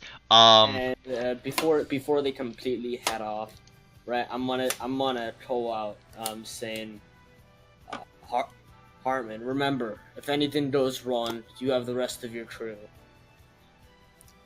Alright. Fuck, okay. Opal. I trust in every one of assuming you. I'm being carried. Yeah. She looks down and she says, aside from getting a doctor, there's a town here. I have some shopping I need to get done. As this is going on, Hartman, you just like you leap out of the ship. By the way, Opal, you're 30 feet in the air. You're being like carried by Hartman, and you're She is clinging to him and holding her hat down on her head. And Spicy Boy, Spicy Boy is basically like fucking holding on to Hartman's like sleeves, or like his, and Hartman is just fucking like darting. He is moving so goddamn fast. As soon as he like reaches land, just puff of smoke just appears out of nowhere as Hartman just completely just darts and starts running, trying to find wherever. I need to make a note of this because I want to draw this. Yeah. By the way, note, as soon as this happens, Zarave, Pierre, all of you, Hartman just like immediately, as soon as he lands on the ground, to you guys it looks like he just disappeared. That's Hartman, alright. By the way, Hartman's fucking fast. Do you want me to tell you how fast he is? Like for I would those of you, 60 feet. I would 70 see- 75 I would feet. do that. 75 Dude, feet that's per bad. like for one movement without dashing. So note, imagine if he dashed, he would go way You You fucking. said there's a 150. cliff face in front of us? Yeah, yeah, yeah. Oh. Can I? Wait, what? What is it, Teddy? All right. So Hartman, by the way, which path are you gonna take? The one with the area where like the one with the carved out path through the mountains, or the really fun looking area where like the Oh, steps are yeah. embedded into the mountain. It looks very Oh, dangerous yeah, and the fun area. Ooh. hell yeah. Okay. I just start yelling out, "Doctor!" As soon as you do this, every step you take starts breaking, and you realize this, and you start fucking darting. Ah, oh God! Hold on tight. Screaming. as Holy heck! As they fly up the thing. as like Hartman's just running up the broken set of stairs. Every step he's taking, the stair breaks, and he just has to completely like step onto the next one quickly. And Pierre, and you finally see like in the corner of your eye, oh, that's where fucking Hartman is. And I'm still yelling out, "Doctor!" And you can hear it faintly in the distance.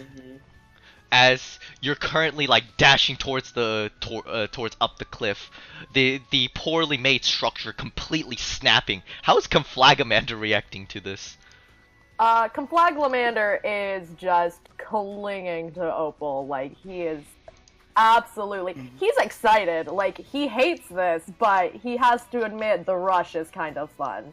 Yeah. And he's more laughing than he is screaming, like on Okay. a roller coaster. Nice. So as this is going on, we're gonna move to Sid. Sid, what do you do? I calmly get onto the dock and did I hear Opal mention something about a town being here? Well, it's like a small port town. It's very, Okay, very small. I'm gonna start heading into the town and looking for a shop. Okay. Well, you're currently at the port town, but like, it's like Oh. it's comprised of small little buildings, and that's it. Like, it's not even that impressive. What you can observe is there's a path that like goes straight through the mountains, and that's where you can assume where most of the trading, villaging, and like fucking all that shit is going on, because you see carts and cattle and things coming out from that area. And Is people, that the like, direction that Rich ran? No. Well, that's the general direction, and then Rich made a hard left, and then he went up a set of fucking stairs embedded into the cliff face. By the way, the mountain, it's fucking huge. This thing is like 100 feet tall from what you guys can see, and then the clouds kind of just like obstruct whatever's up top. 100? 100 feet, yes. Alright. I start taking the road into the city where I see the carts going. Or wait, I my bad, assume not that- 100. 1,000 feet. Sorry. Okay, that sounds a lot more reasonable. Yeah. I was like, wait, 100 feet doesn't sound right. 100 feet sounds like a really short mountain. Yeah, More like it a doesn't even sound like a steep hill. mountain. It's like a Yeah, hill. my bad. But yeah, it's like 2,000 feet, and basically like Hartman's just dashing up this huge fucking pillar structure, this mountain. Alright, I'm structure. gonna calmly walk into the city. Okay. Pierre, what do you do? I'm gonna I want to bring some stuff with me, including the hide from the chicken, and I'm gonna enter in the city, hoping to get some shopping and maintenance. Okay. Teddy, what would you like to do? So I decided to follow towards Sid's path, and then seeing where Rich ran up. Knowing his negotiation skills are the worst I've ever seen, I'm gonna crack my knuckles and acrobatics my way up towards the same path he went. The stairs are all broken. You would have to physically climb up a 2,000. What? I can't acrobatics? No, cause like, there's nothing to grab. Well, you could, but like, it's very fucking dangerous. Like, one wrong move and you'll die. I'm sure Sid could catch me. Sid is not with you at the moment. Where did he go? What, To the I- town! what is I the raid? actually, I kind of want to see where Teddy is and have him follow me because I don't trust Teddy on his own. Okay, cool. Zarafe, what do you do? So Saray is silently crying, trying to mend what is left of the ship after that bird. Oh yeah. God fucking damn it. Bird So- incident. He's like he got like his stuff like he's got all his stuff he has in his room. Yeah, he, yeah. He got all his stuff and is trying his best to To fix it. replace the like the least amount of wood. Like he's trying to see if he can reuse it. If Oh, okay. if he can, stuff like that, you know? Okay, make me a Tinker's Tool check. Okay. There we go. You like patch up your handiwork does a decent job at patching the large dent. Okay, so God damn it, Harmon. He says like when he's like trying when he's like fixing the floor, I knew you were going to do this. I knew it. Like, and he like when he finishes, he just goes into the kitchen and tries to find food. Oh, okay. You find okay. You find food, and you also find your Loading favorite. the chicken for him. Yeah, you also find ginger ale. Okay, good. So he just starts drinking his ginger ale and his food. Pierre, what are you gonna be doing? I'm doing maintenance and shopping right now. Alright, cool. So for now, we're gonna take a short break. As Hartman is climbing the large and tall mountain, the Stone Mountain, we see as he's continuing up and he's maneuvering through the stairs as Opal is just screaming in the background, clutching onto Hartman tightly. Fuck.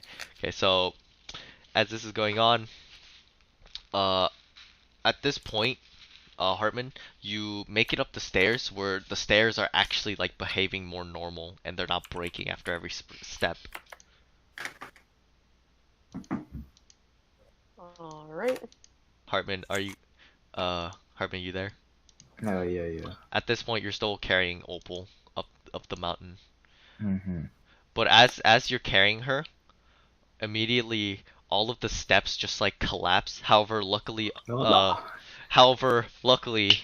you know what to do. As Okay. Opal and Hartman, you're currently falling out of the mountain. I'm just gonna fucking stretch my arm and try to grab onto something. I'm gonna grip onto his leg. Okay. So please make. Oh, and Flaglamander grabs my hair. Oh, okay. So you guys are like just dangling off the edge of the mountain. Hartman, what do you do? Alright, I guess it's just time to climb. You're gonna climb? Yeah. Alright. It's like a repeat of last time. Please make me an athletics check. As, by the way, you're holding on to Opal, right? Mm-hmm. Oh wait, I'm still like stretched on the thing, right? Yeah. Alright, yeah. Okay, I'm just gonna boing my way up then. Oh, so you're gonna just launch yourself all the way to the top? Yeah. Indeed. How firm are you holding Opal? Very. Okay, cool. Hartman, roll me an athletics and roll me. Human determination. Okay, thank God. So you stretch your arms as far as you can. Also, make me an acrobatics roll. Okay. Okay, you immediately you get sent flying Opal, you're currently flying, and so are you, Conflagamander, as you're currently just flying so fast through the air as you guys are latched completely tightly onto Hartman, as Hartman's just like, he has a big ass fucking dumbass goofy ass smile on his face as he's just like enjoying whatever the fuck is going on at the moment, as he's just completely being sent flying. You're passing through clouds as you see this mountain.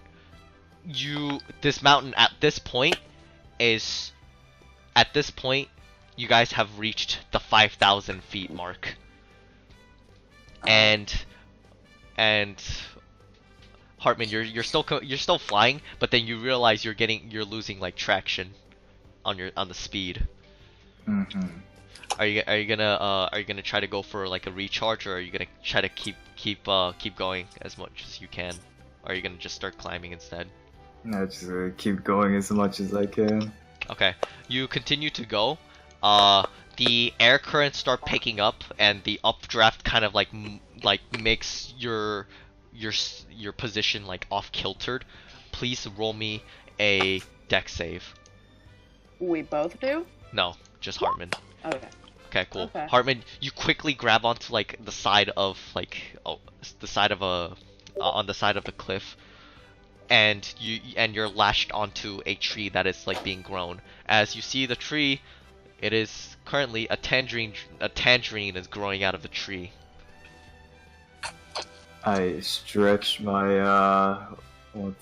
my tongue and try to grab one. Okay, you grab one and you pull back your tongue, and you're currently holding onto a tangerine. Yeah, just pop it in my mouth. Okay. By the way, Opal, he's just Shell on or off? Shell what? Shell on or off? Yeah, shell How are you- on. Shell on. Yeah. God, he You ate see, the peel too. you see Hartman just eating the tangerine a whole tots. Nice.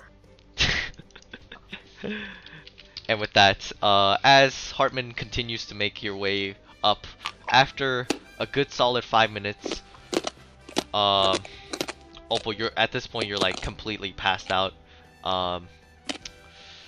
and Hartman, you completely now make it to the top. As you're currently up the top, you see like it's a large like I guess like surface area, as you see a building. What it appears to be like an ornate building that is relatively like more of an oriental design.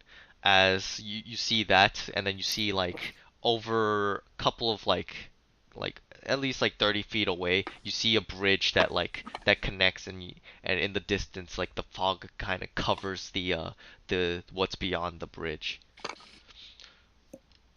Mm-hmm.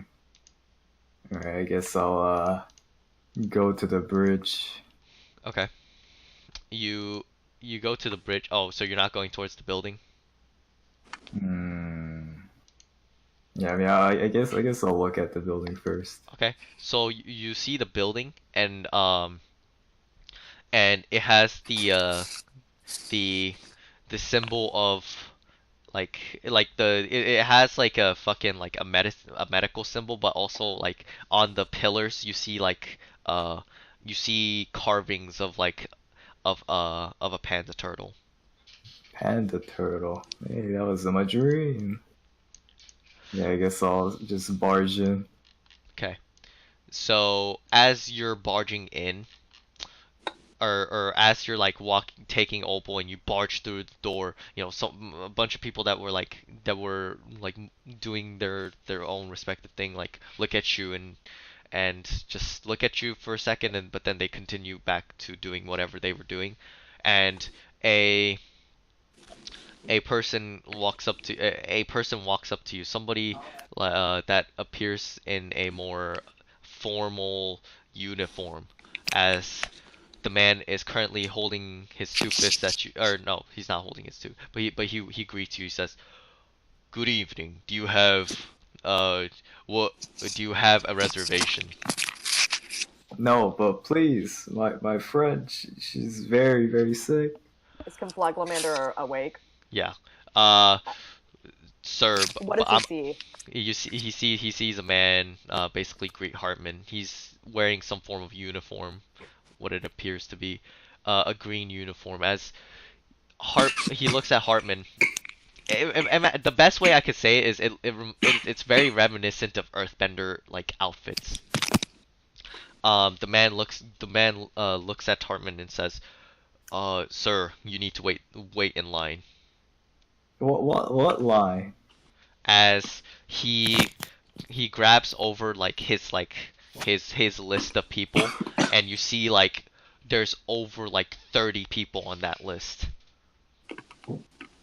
However, if you are willing to pay, we will offer a cut in line. However, it's going to cost. What if I just arm wrestle you? Sir, If I win? that is something that I cannot agree upon. But Do why? this is not a negotiable deal. This is just what I am presenting you. Well, mending my friend isn't a negotiable deal. You do it now. Sir, you have to wait in line. What if Conflaglamander I begins say to growl no? up at the man. Wait, what? Conflagamander, what? Growls up at the man. The man just kind of looks at it. Yep. And he speaks, and only, Rich can understand him, but he says, "She really needs your help. There's something super, super wrong with her, and I'm afraid that if she doesn't get help now that she could die, and that would be really, really unfortunate for me." What little guys say. The man looks at Hartman. Oh, also no pets allowed. What? Pet! That's not a I pet. am not a pet. I am a companion. Yeah, that's emergency rations. Sir, please take your creature out of this establishment. But why? Charmander leaves. Is Or this Conflaglamander leaves. He says, he turns around, flips the man off, and steps out. And he looks at you. It's either wait in the list or you end up paying. I heard from Dr. Kais that there's a doctor here, so I came here. We are not aware of this individual. What? You don't know? Heartlock? Opal, you hear everything. You were kind of like half asleep, but you're fully awake now. You hear everything. He says, "Sir, we have no affiliations to whoever What? you're speaking to. I sit up and I look back at the man and I interrupt him and I'm like, where are we? You're currently on Tangerine Island. Oh, we're here already.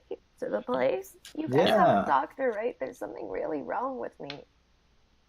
Ma'am, you have to wait in line. Oh, how long's the line?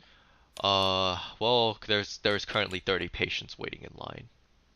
She looks up at him and she's like, is there really no way at all that I could be moved up? If you're willing to pay. Oh, how much?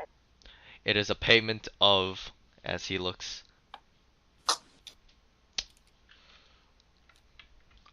100,000 seeds. 100,000? Yeah, that's just bigger made than my me bounty. hurt a little bit. I'm sorry, ma'am, but that is our policy. Ooh, I felt my. She looks back at him and she's like, "Look, we're not gonna get help here. I'll be fine. I promise." I like gag a bit and then a little bit like comes off on the floor. Okay. Where's the doctor that's not as stingy as you then? Sir, I'm not a doctor. I'm the security. I'm the security of this facility. More like where's- security off a horse. Well, where can I find a doctor elsewhere on this island? Sir, the doctor is currently busy with his patients. Well, anyone else? Is there another doctor? No, sir, and if you're not able to wait in line or pay, I suggest you leave. No. I look back at Opal and see her like just in a very bad condition. Just grit my teeth and I just start walking and You what? I just start walking and ignoring the guard. You ignored the guard. Okay. Oh Yeah. yeah. That's so you ignore the guard. As soon as you do, the man like he turns around, he kicks the ground. As soon as he kicks the ground, a wall of earth just appears out of nowhere. Sir, you're not allowed to go and enter in without I permission. Flagomander's busy setting fires I outside. punch the wall. You punch the wall. You punch the wall, and then like as you're punching through, it's sheer stone. You can't get through. Hmm.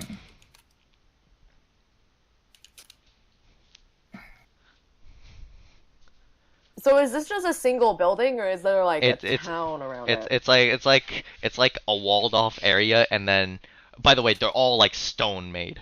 And it's like a walled off area, and then it's like sectioned in like rings or like in like boxes, I guess. So there's like the outer box, the inner box, and the yeah. So Can we tell which box we're in? you're currently in the outer box.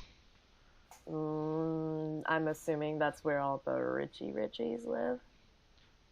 No, you're current. No, like this is a building, but like it's like layered. okay. It's a layered building. So yeah. Okay. Imagine like a cake, but like a square cake. That But it's the only building in the area. yeah, basically. Okay. I'm gonna ask the guard. So, how long's the wait then? Approximately, on average, one patient takes at least an hour or two. So, with that being said, however, there are rare cases. Give it 3 days. 3 days? We don't have that much It's time. fine, we don't. No. We don't need this. No. No. You stay quiet back there. She's a little shaken. I'm just gonna Yelling sort of made her. stretch my arm, twist around. I'm just gonna go straight punch that wall. I'm gonna yell out, "Connor, corkscrew!" As soon as you like break through the wall, the man raises another layer, and another layer becomes created as the previous wall gets shattered. Sir, I'm asking you one more time. Please leave. And I I'm rush over and I asking you grab for his help. arm and try to drag him out. Okay.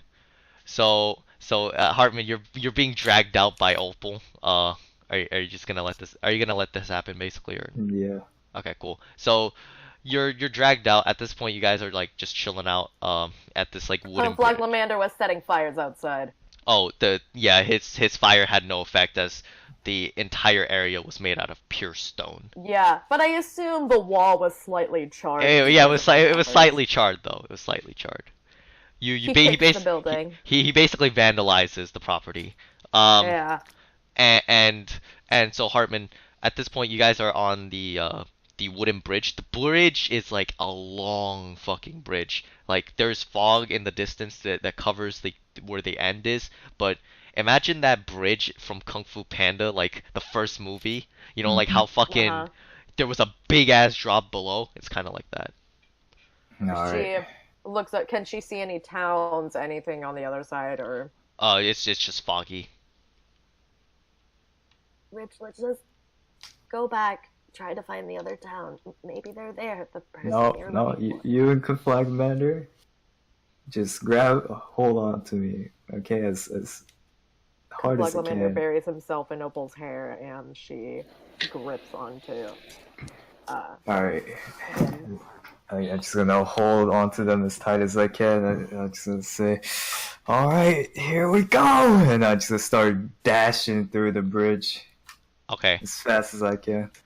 As soon as you dash through the bridge like it starts rippling, not rippling. The bridge starts creating a wave as Hartman is just running through the peak, the crest and the trough. He dashes so fast as as the bridge is like just shaking very violently. Conflagamander and Opal, how are you reacting to this? She's just very quiet, like tightly holding onto him, letting her hair like tangle in the wind, and Conflagamander is silently brooding. As Hartman, you're like running and you get to the other end. As on the other end, you see like you see a small little like village. However, in the corner of your eye, like something catches your interest. You see a bunch of kids playing playing with something in off in the corner, and that kind of like interests you a bit. They must be playing some form of games or whatever. Yeah, go inspect for a quick bit. Okay, you inspect for a quick bit, and you see they're like playing with tops in there, and what they're doing is like they're these tops where like if they pull as hard as they can, like the top like starts spinning faster, and they're playing with those kinds of tops. However, you notice that these kids are actually manipulating the ground so that the tops are spinning faster and faster, and every time the tops are clashing, you see like sparks just Oh my flying. god. Beyblades. It's Yeah. Beyblade. with earth bending basically. However, Hartman, you see these kids like, hey, I'm gonna win, like you hear them talking. However, in the background you hear, hey, are you going to that tournament tomorrow? Are you going to that tournament tonight? I heard that the blind that person, that person who fights blind. I don't know, I don't remember her name. You mean the you mean the as soon as he continues to say, a kid kind of like walks up to them and says, hey, and they immediately stop talking, and then the kid looks at them and he says, do you have money? And the other kid like looks up at him and says, no, what do you want with me? And he says, I want your money. And then as soon as he says this, like just moments of silence, awkward silence, and the kid who asked for money walks away.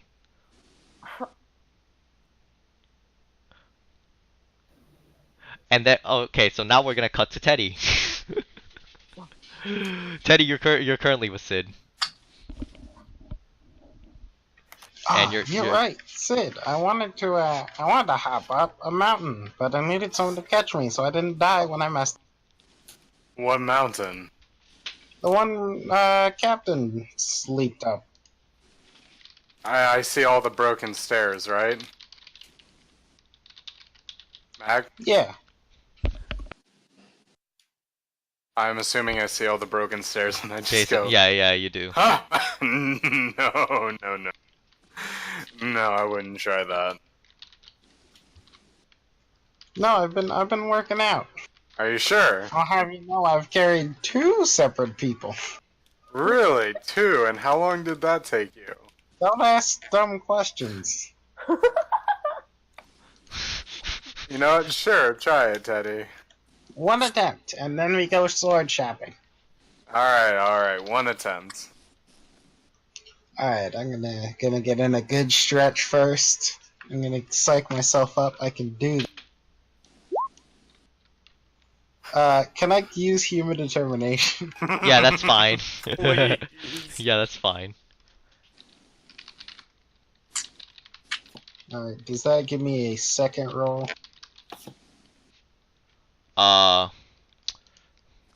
Yeah, no. Basically, you have the advantage, so you have the 25. Congratulations, you critted. Oh man.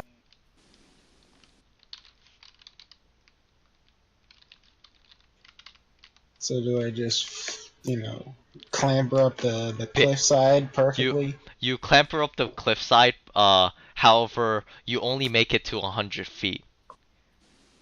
Wait, how many feet was it? 5,000. Oh, nah. I'm jumping back into Sid's. Wait. Wait. Catch Sid needs me, to make a buddy! slide. Sid needs to make a sleight of hand with advantage because he was ready for it. A sleight of hand? With advantage, Oh, yeah. God. You're catching him. Okay, thank God. Okay, cool. So you successfully catch Teddy Okay. from 100 feet. So, how did that go? Well, yeah, yeah, I did look at how tall it was. Fuck that. yeah. To the sword okay, shop.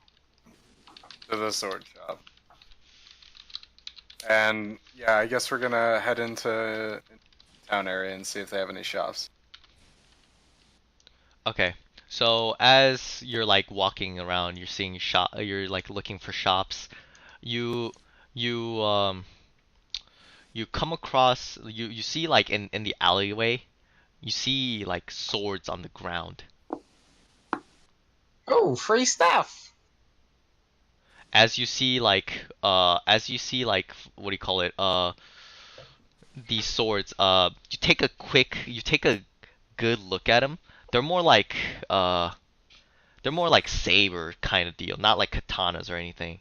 And they're the blades are very thick. Um the blades are very thick and the sheath is fucking huge as like you see the hilt of the How blade. how big is the sword? The sword, in terms of its like, give me a sec. Let me see. Let me see real quick.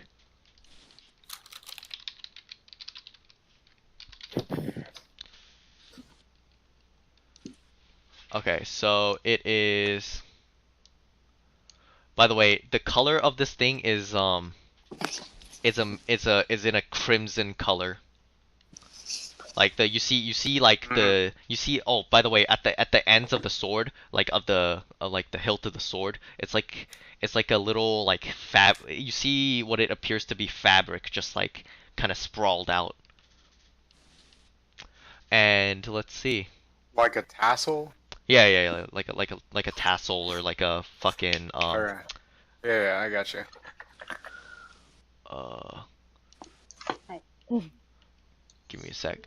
The size of this thing, like the size of these swords, they're about like uh they're wait, how big are your current swords? Give me a sec. I don't know. Give me this. They're like oh okay. So this thing is at least about in terms of like the sheath itself, it's like 2 feet, and and the hilt it adds like an extra like about 7 inches. Alright, so it's like it's not too big. Yeah. Okay. Can I detect if and there's anything off about the swords? and I just see like a bunch of these, right? No, you see two, and they're like sheathed in this sheathing that's like that's kind of like connected. Hey Teddy, does this seem suspicious? You Well, naturally is the most perceptive person you've ever met. I'll. You look at this thing and you see just two swords. You see two crimson looking swords. That's all you see. I guess they're just red swords. Let's each pick one up. alright. Which one do you want? Right or left? Always go for the left. I'll take the right one. As soon as you guys like try to pull on these things, the Sid easily like sheaths one out. However, Teddy's sword refuses to budge. Oh, You having a bit of trouble there, bud? he doesn't want to budge. I don't think he likes me very much. Oh, you want to trade and see if he works for me? No, you've already bonded with yours. I'll get him to come out of his shell. Okay. I whispered to the sword. Do you talk? talk to each other? As you say this to the sword makes no response. It's just a normal sword, dude. Okay, I put a little mental note about trying to check in on Teddy's mental state later. about him talking to swords. Alright. Also, I don't know if you actually believe that these things are alive. I'm just too weak to unsheath the sword. Anyway, Oh. here you go. Okay. So what does the sword look like after I unsheath it? So do you unsheath the one that Teddy is in possession of? No, just the one that I'm holding. It's the blade itself is the blade itself is a very very lustrous lustrous shade of silver as you see the engravings. The engravings are very ornate and intricate. It's Okay. we hear you talking to your pet. No, I'm kidding. Basically you see these ornate engravings on the sword itself, and the hilt, the little end is is a very crimson color, and the hilt itself, it has little shadings of red, but there is some. Yeah, what's up? I wanna test the sharpness of it. Okay. I wanna just slightly run my thumb over the edge of it. Is it like a katana blade or double side? It's double side. Alright, I wanna run lightly run the thumb of my finger over the side of it to see if it's Immediately your thumb gets cut.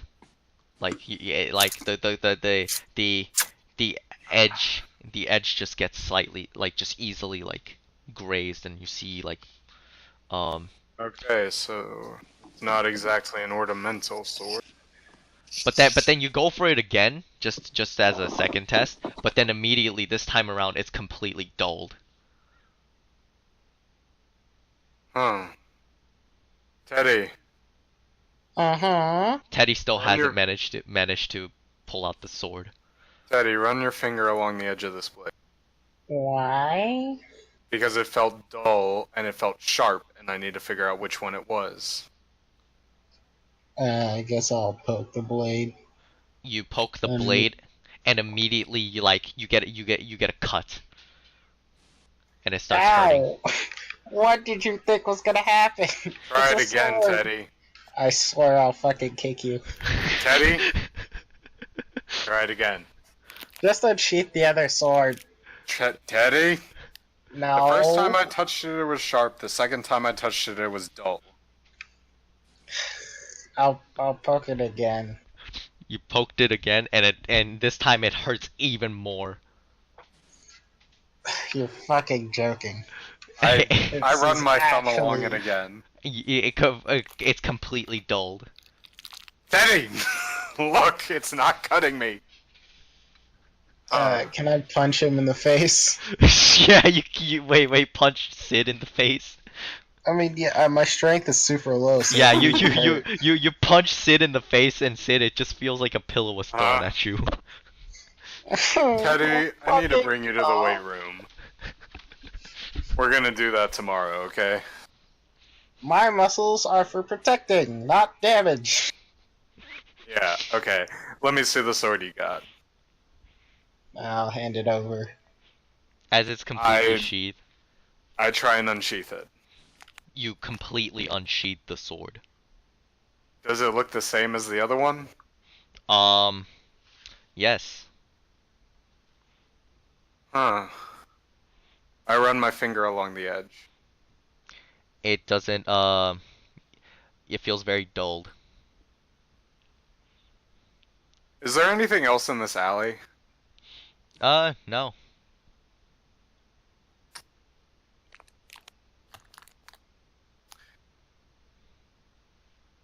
Okay. I sheathe both of them, and I'm gonna look for like a box, like a wooden box anywhere. I'm gonna walk out onto the street, try and see if I find like any like scraps of anything. You see an empty wooden box. I drag it back into the alley. Okay. Now, Teddy, I'm gonna need you to do something for me. If it involves me getting cut, I'm gonna throw a dart through your head. It's not gonna involve you getting cut, okay? I just want you to toss the box up. Throwing things is my forte. Okay? And I'm gonna take one of the two swords, Mm-hmm. and I'm gonna unsheath it, Mm-hmm. and I just say, "Now." I pitch the box as high as I can. No, Teddy, I just wanted you to toss it to me. Whatever. It's coming down! And I'm gonna try and cut the box. Okay, you immediately, as you're cutting the box, it's as if the sword understands your exact movements, as like it's moving so freely. But then, immediately as you just shred the box, like the box isn't even like little the box is like small, thin wooden planks, as you feel your cheek blood running down. Teddy, did you throw a dart at me? No, I wouldn't have missed. That's not good. Why would you pick up the cursed swords? Why did you pick up a cursed sword? Obviously, I'm not cursed. You are. I guess I am. Alright, I sheath both of them. You sheath both of them? Okay, cool. Are you gonna take these swords with you? Yes, I am. Alright, cool.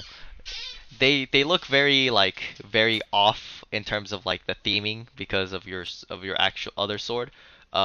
These swords look a bit more cartoonish in that sense. A bit more exaggerated. However, as this is going on, Hartman, you hear over the kids, you hear them speak. Okay, well, anyways, where was I? Oh yeah, did you? So I heard that the blind hard hitter is going to manage to win again. I don't think she can. She's not even. You know, there are better competitors. I doubt that the blind hard hitter can be able to, you know, outbend everybody else.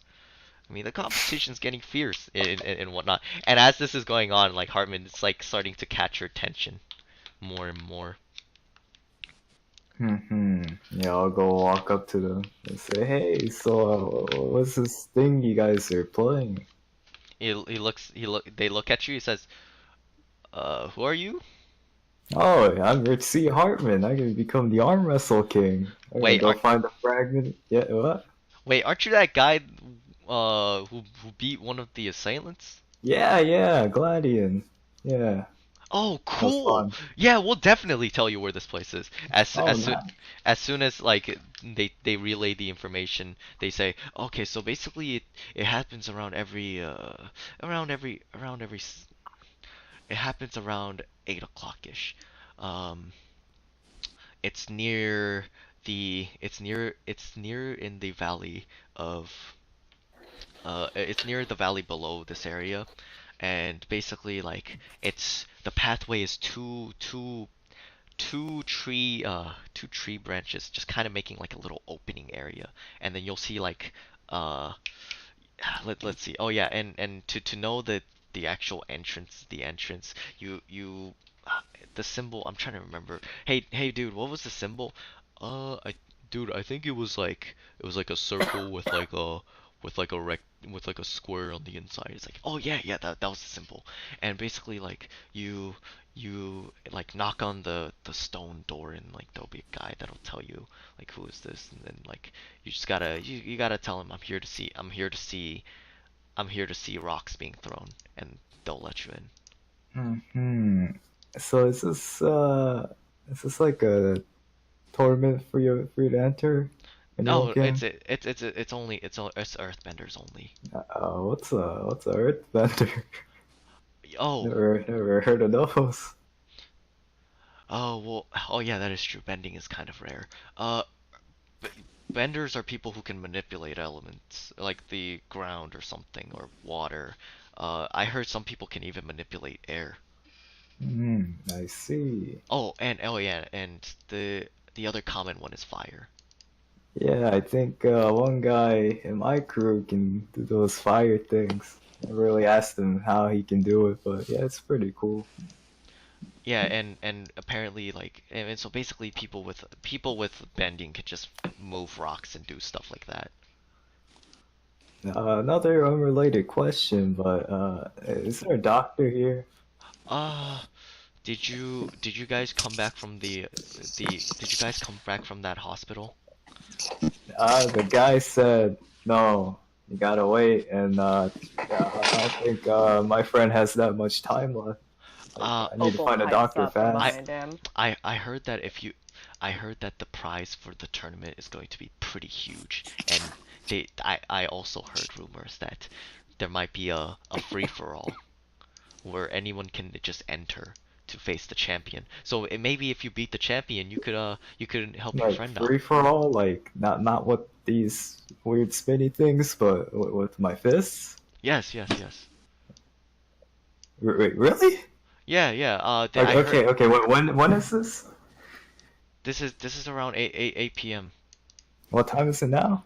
It's currently it's almost sundown actually. It's currently 6 o'clock. And where did you say this was? It's below. It's near the valley, and you have to go on. Just like, point. as he like points towards like the direction. It's over there. All right, I'm just gonna start dashing. Immediately as you start like dashing through, you're like moving so fucking fast.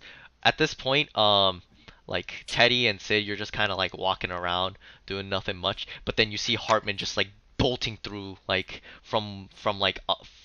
By the way, Hartman, when you like start darting, you just kind of skip over like going down like the steps and shit, and you just jump off basically. Hmm. Opal And- starts like smacking his back as we pass them, saying, like, "Wait, hang on! Yeah, just hold Guys. on tight. God. No, hang on!" I start hitting gonna- him harder. Ow! I'm trying to Hey, save hey, you. Stop! Teddy, did you see that? As they both wait, as they both completely jump off, and you guys hear like yelling in the distance, Sid and Teddy. It's Teddy and Sid. You don't see Hartman, but you hear the fucking screams of Opal in the sky. Hey, Teddy, do you hear that? Yeah, but I don't think there's much we can do to stop the captain. But Do you see them?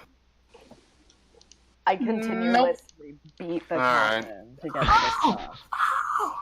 A- a- Pull his hair. I just get fed up and I just bite him. you just bite him My and sharp teeth digging into his skin. Oh, okay, that one actually hurts, you know.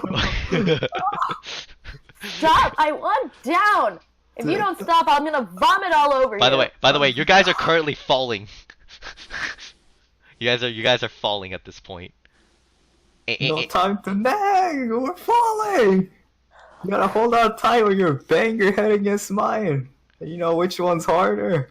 She does anyway and headbutts him. Ow! As Hartman sees a very noticeable rounded out bruise on his head.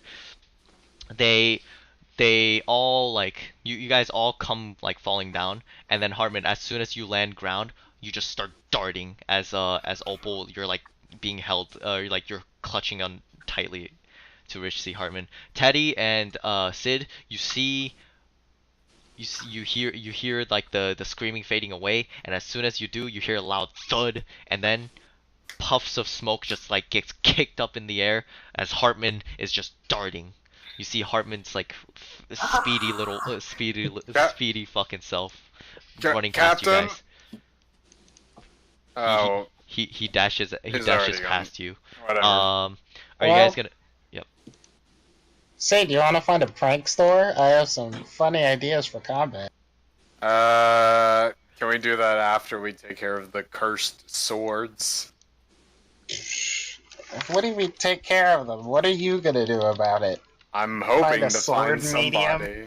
Yeah, kind of. As this is continuing on Zarave, you're like working on improvements on the ship. You're just like you're going at it. At this point, you fixed up the cannon, so now like the ship has like better cannon reach and cannon fire. Okay, yeah. And you've fixed like certain damages that's been done to the ship. However, you know the permanent ones, they're permanent for a reason. And at this point, you're finished. You're bored. Do you want to start exploring? Yeah, sure. All right. You dock the ship. You're like anchored, and you start walking over to wherever Teddy and Sid went. at this point, you see you see like as you're continuously walking, you hear like noise and you hear Hartman just fucking dashing as fast as he can, and like basically carrying Opal, right? Yeah. And you basically start dashing, or not you don't start dashing, but you look at Hartman. Are you gonna try to follow wherever the fuck Hartman is going? Yeah. Okay, I basically would have beat him up because he oh almost destroyed the shit. oh yeah, that's true.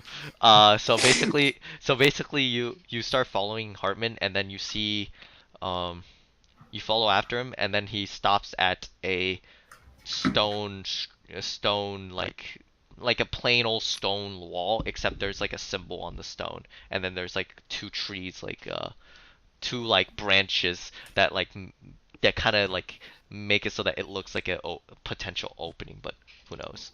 And you see Okay. Hartman putting Opal down, Opal down, and She goes to the Zarave. corner and vomits.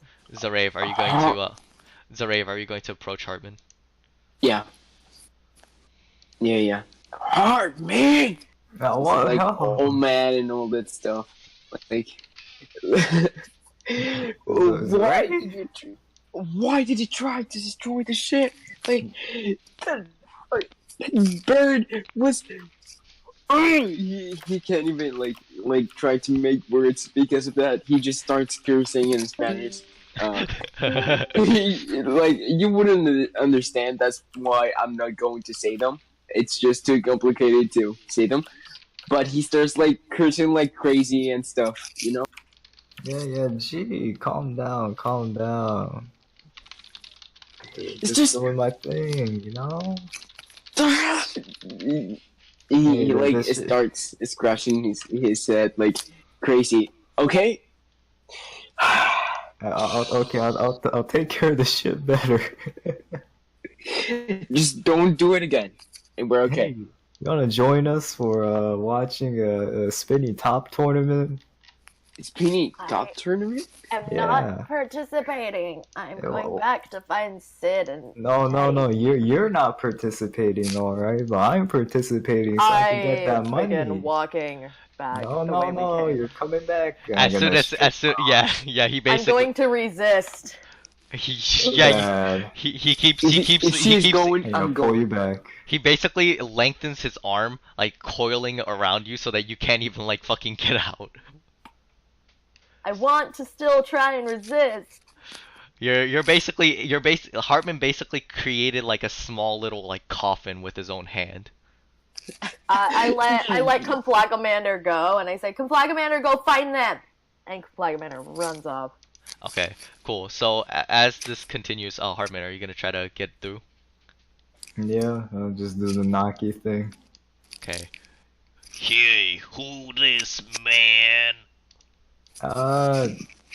The tournament. The what tournament? There's no tournament. I'm Let just a them dude there. chilling here, dude. Ah, shit, what did they tell me? I was still listening. I'm still struggling. Yeah, you're still. Opal, what did they tell me? I What's the looked at, secret and I would password? remember because I have the keen mind feat. Yeah, you would. I'll tell you if you let me go. Hartman, make me like a quick like intelligence check. Okay, this be funny. Oh my This god. be.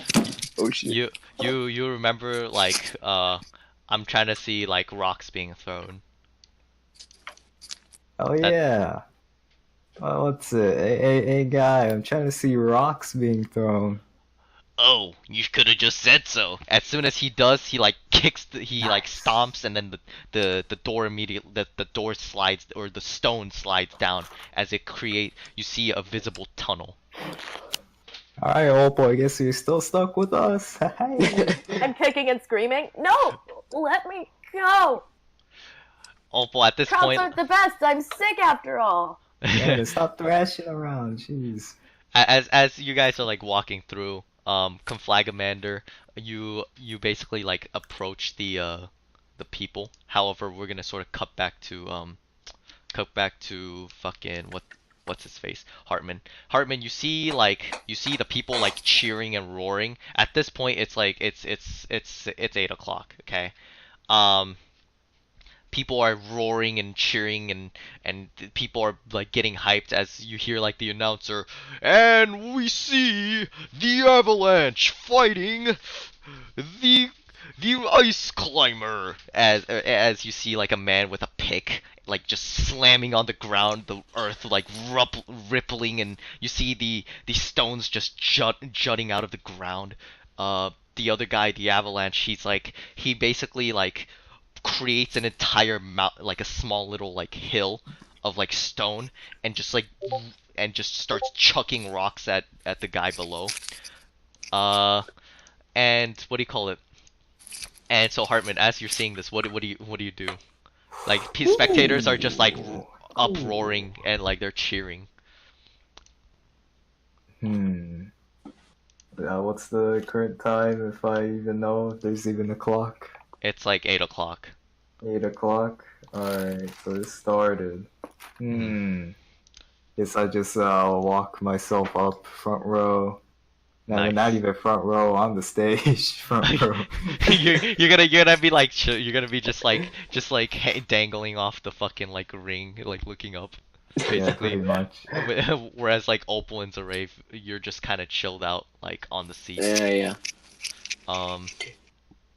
And so as Opal and Zarave, you're chilling out. You see giant fucking rocks just being thrown, like, and people are like so some of the rocks that are being flown are immediately completely stopped by by the security that is in place in this area, as they hold up the rocks and they throw it back into the stage, preventing any hazards or injuries.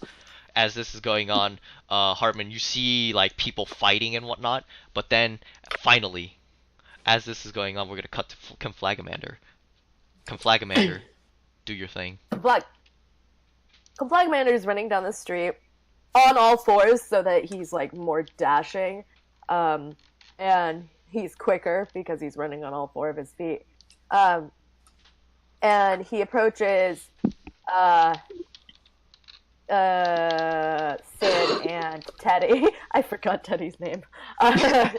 Kind. Yay. Sid and Teddy, and he runs up and he's like, whew, okay. Ooh, he leans up against the wall. Who holds up a finger? Okay. He essentially looks up at them and he's like starts pointing in the direction he came from, and he does an impersonation. So he's basically charades here, and he's like, okay. He does a Hartman impression. Okay. I want to see this Hartman impression. Yeah. So So his Hartman impression is essentially he does like wavy hand motions, and then wait, try to make eating Hartman motions. try to make Hartman noises. He's like making like eating motions, and then he was like, and then he goes, and so he makes a plus sign with his hands, and then he goes Opal, where she's going rah rah rah rah rah, hands on his hip, rah rah rah, and then pretends to hair flip, and then he's like went to, and then he does like points in the direction they came from and does like the Beyblade motion, and then he's like fighting motion, and then he's like this way and tugs on them for them to follow him. Hey Teddy, do you know why a sea monster? What? Nah, Teddy, this make is it Cheeto. He's Teddy, part of Teddy. our crew. Teddy, make an intelligence check. Wouldn't it be perception to understand what I'm Wouldn't seeing? I make Animal a handling. performance check as well? Animal handling. Animal handling Should I make one as well? contested by performance, yes. Both of you Animal handling. Okay. So is it perception or animal handling? It's animal handling. Haha, I got a 15. Cool. So basically, they understand you. Oh well, Sid understands you, but fucking Teddy doesn't. So you're fighting a lasagna. and then it whirled you into a water. Yeah, I think I get. Pretty He accurate. slaps his forehead. Teddy, let's just follow it for now. He tugs on the bottom of Sid's pants, Yeah. pulling him in the direction. Alright, as this is going on, we see, what do you call it? We see Hartman and, wait, fuck. Sorry, I'm being called. I will be right back. She's watching very unentertained, and she sees Conflagomander, and she goes down and makes little grabby hand motions, and he runs over and jumps into his arms and nuzzles her. I'm like, oh, who's a good boy? Oh, such a good, spicy boy. By the way, Teddy and Sid, as you walk through, you see like a bunch of people like just roaring and cheering, "Let's go, Avalanche! Let's get them!" You know, you hear people just screaming as you see the stadium, right? Sid and Teddy, both of you can see a clear viewing of the stadium. Like, people are just throwing and chucking rocks at each other as Earth is being raised and manipulated, and people are just going fucking ham. How does Teddy and Sid react to this? Opal, what's going on? Can I see the new swords on Sid? Yeah, you see the new swords on Sid. By the way, Teddy, you see like Hartman just kind of dangling on the rim of the stadium, seeing what's up. I'm gonna join him dangling on the rim of the stadium. Let's go Avalanche! Let's go, Avalanche! As soon As as they're screaming yeah. and shouting, you know. as soon as like the Avalanche wins against the Ice Climber, he says, "Let's go, Avalanche!" As the man like just raises like more earth like to be shown, but then he like exits the stadium. As soon as he exits the stadium, a bunch of these badger creatures just show up to like break all like the earth and flatten everything, and then just the stadium is completely cleaned. As this happens, the last round is called, and for our final round, we have the resident champion, the all-powerful, the blind hard hitter. As soon as he says this, you guys, all of you, see the platform being raised up, and this like little girl. Okay, wait. I want you to describe your shit, V. Oh yeah. She's holding up a belt, by the way. Okay. Alright, so finally I get to talk. Yes. Go. So, That's so the sad. platform raises, and then a small, short little girl steps out, and the first thing you notice is her brightly colorful clothing is like a mixture of green, yellows, and like some brown in there. It's just like it sticks out very like a lot because it's just so out there. And then you see like she has like the short dark black hair, and then her eyes is like completely like pale looking. There's like no pupils. It's just like white, and you can see like some sort of outline of her eyes there, but it's just like off white, and it's like it just looks like she doesn't have like pupils. And then she's not wearing any shoes at all. She just comes out like barefooted. She comes out, raises her hand, and just kind of looks around at the crowd as like the crowd cheers around her, and she steps into the ring. So, as this happens, we're gonna cut back to the rest of the group. How is so Opal? You see like Sid. But this is before like the blind hard hitter was introduced. But as soon as this happens, like before this happens, Opal, you see Sid, and you see Sid's sword. Do I notice anything about them? You feel from like actually there you have a device. Look, pull out like you have a device. It's a rectangular device that it's a magical device that scans things or scans I look at Sid potential and creatures. I look at him and hey Sid, hold still, okay? And then I hold it up and I let it do its thing. you see the thing scans, and then it scans. There's a wait time. It's like 5 minutes. Okay. Yeah. So, I'm but waiting and I'm tapping my foot. if it takes 5 minutes, that's when you know it's an actual creature. Okay, and I'm waiting. Yep. As this is going on, you're waiting. You by the way, Teddy, Rich, everyone else, how do you guys react to seeing a little girl like kind of like basically on the fucking stage where like buff burly dudes are just fighting at each other? Whoa. What? It's a little girl. That must mean only two things. She's very, very strong in some weird stuff, or two. I actually don't know two. So it must be one. Am I right, guys? Murder in the ring! Murder in the ring! No! As soon as this happens, how does Sid react to this? Sid, Well, Zarave, and Opal. I'm before the blind bandit I got introduced, and while Blind she's hard still hitter. same difference. And while she's still scanning me, I just want to ask, what's going on here? Oh, Like, why are we here? They're here because he wants to fight, well, who I'm assuming is that very large man over there, in order to get money or something to afford the place that we went to. They were wanting like 100,000 seeds, man, like just to see a doctor. And I was Just like, to see a doctor? just to see a doctor. And about this situation, I'm getting those peculiar swords that you have on your bag. Yeah, they're cursed. Don't bother. Cursed? How do you Yeah. mean? I Does tried- it go off yet? No, not yet. This is when when you actually scanned it. So this is before the I asked him, blind can hard. I look at them? I'm very well versed Sure. in cursed items. I take off one of them and hand them to her. I hold them delicately, very softly, in my hands, and It's- place them on my lap. They look like normal swords. I lean down, and then I'm like, hello?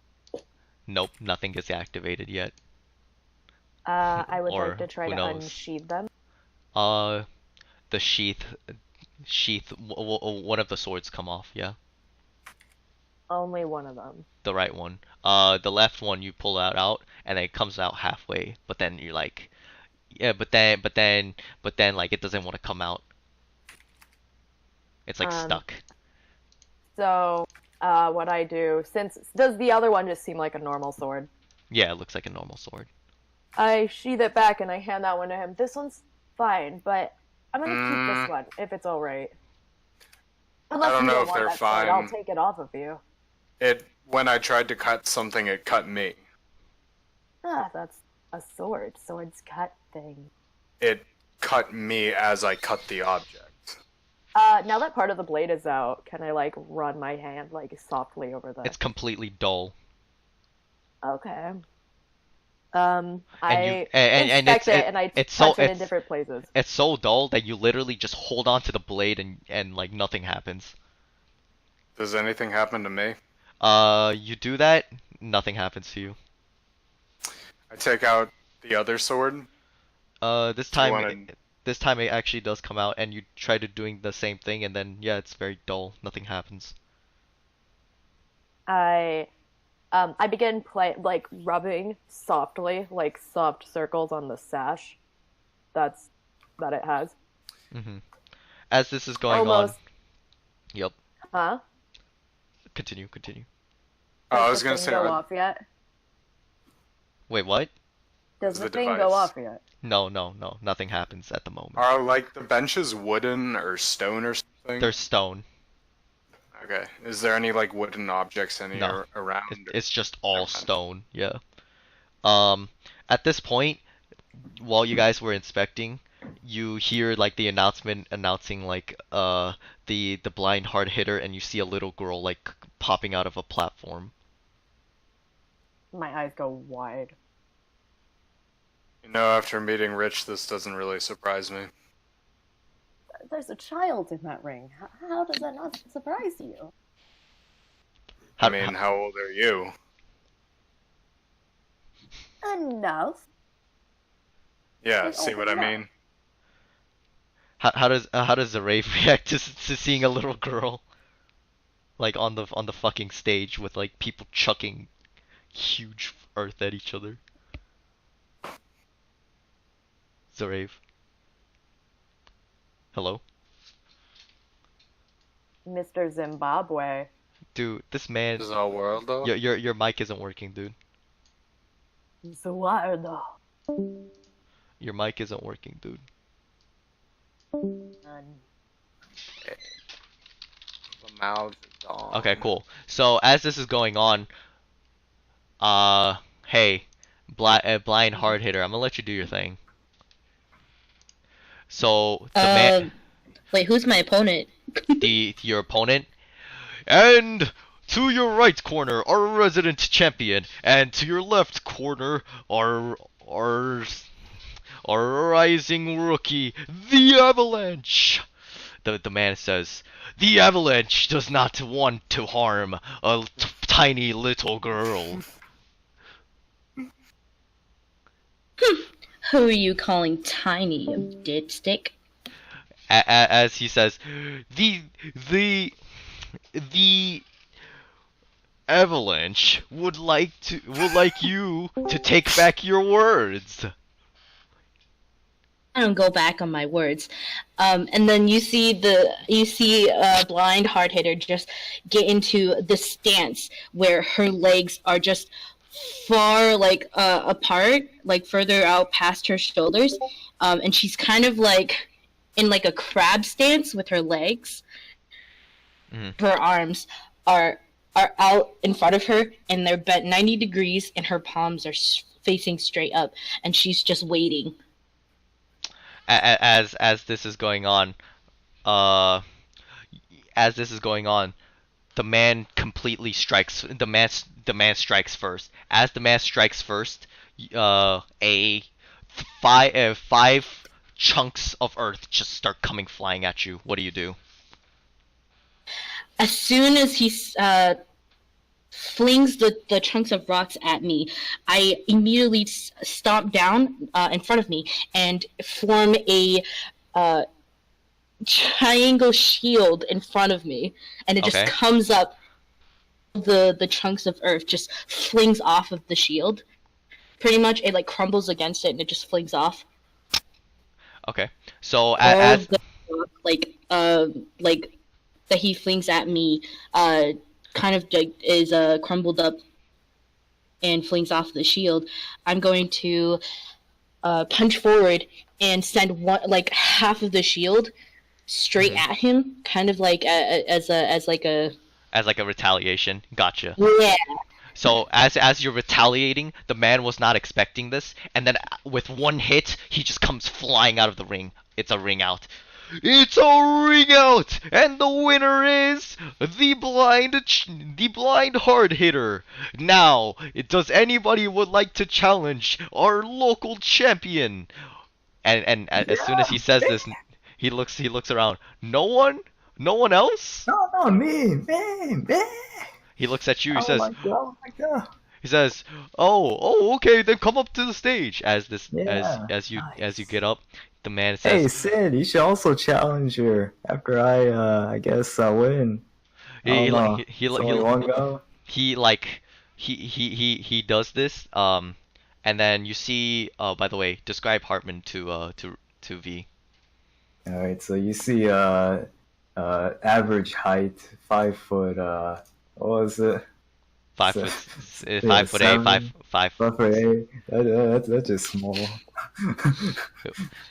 Yeah, whatever. Okay. What's it? It's like a young teen boy. And what's it? He has this green leather jacket on. He has very messy, weird, what's it? Brownish hair. And what's it? He's not very buff. He's not too like lanky either. But yeah, it's like a build where he's just he just doesn't seem that strong, and let's say he just confidently walks onto stage. So he as he like continues to walk up to the stage, the man says, "Now, the only way to get to the opponent to win this tournament is a pure ring out. So so on your mark, get set, begin!" As like the bell kind of dings. At this point, Teddy, you successfully sneak into the announcer booth and you kind of hijack the announcer booth, and you start announcing. You start spectating. By the way, or you start like announcing stuff. Rita, what are you going to do? You see this random kid approaching to fight you. I never back out of a challenge. And then she goes back into her her beginning stance, where her legs are far apart, and then her palms are out again. Hey, that's a weird stance. Well, I seen you one-shot that guy, so I think it must be strong. Quit chatting and fight me already. Oh, I love chatting. It's part of my fighting. Interacting with people. Hey, so what's your name anyways? Then as he's asking this, I do a swift movement with my arms, and then I lift up a chunk of rock from the ground and I toss it at him. You toss at the chunk of rock. Roll for flying earth fist real quick.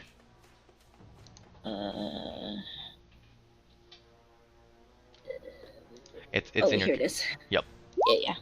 Okay. So immediately as like you shoot out this like chunk of earth, Hartman, as you're like trying to like dodge out the way, this thing is too huge and it just comes crashing into you. However, you're latched onto it, and as you're like about to like have a ring out, you have a moment to like kind of get back by maneuverment. So would you want to do that?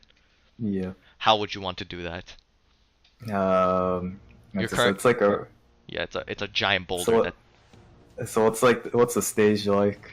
It's a rectangular stage that's at least 50 feet in distance in total, like from like the width and the I guess like the fucking the length. Is there any cracks in the ground? There's no cracks in the ground. However, there's cracks where the boulder was pretty much lifted out of the ground. Alright. I guess I'll just stretch my arm and just try to hold onto that so I don't actually fall off. Okay. So as you do this, make me an acrobatics check real quick. As you're doing this, you immediately you try to maneuver your way out, and immediately you get sent outwards, and you get ringed out. Wow. Wait, so am I just out?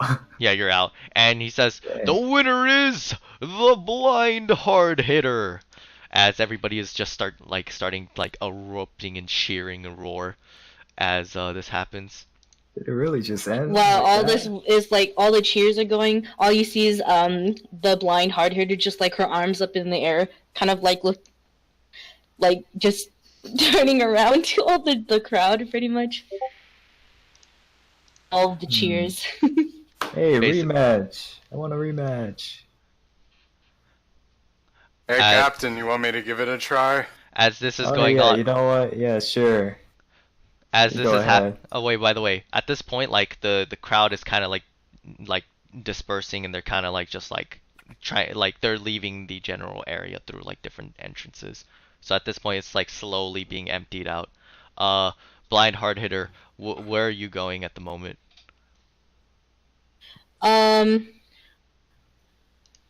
I'm gonna go back to wherever I entered from. So I guess I'm gonna find that platform again. You try going for the platform, but then you realize wait, that's not where you you realize that you try going for the platform, and then like as soon as you do, the people underneath kind of closed off the earth so that like the platform isn't functional anymore. And you can just easily sense this. Okay. So I guess I'll tell you like where the exits are. The exits are like the corners of the entire stadium, like the inside of the stadium, or like you can literally make a underground tunnel when you hop off the stadium basically. Okay, yeah, I'll hop off the stadium and then I'll just right when I hop off, I'm going to stump on the ground and separate the earth. So and then like create like a little staircase leading down underneath and then You close sense it out. you sense something though as soon as you land on the ground. You sense someone violently coughing and shaking. Wait, do I hear someone violently coughing? You Or do I just sense both. that- You hear coughing and you feel it with your senses. Okay. So at that moment, my spidey senses are going to go haywire, and it's gonna send me red alerts all over my mind, and so sense my way towards where the waves of pain is coming from, I guess. The coughing sounds.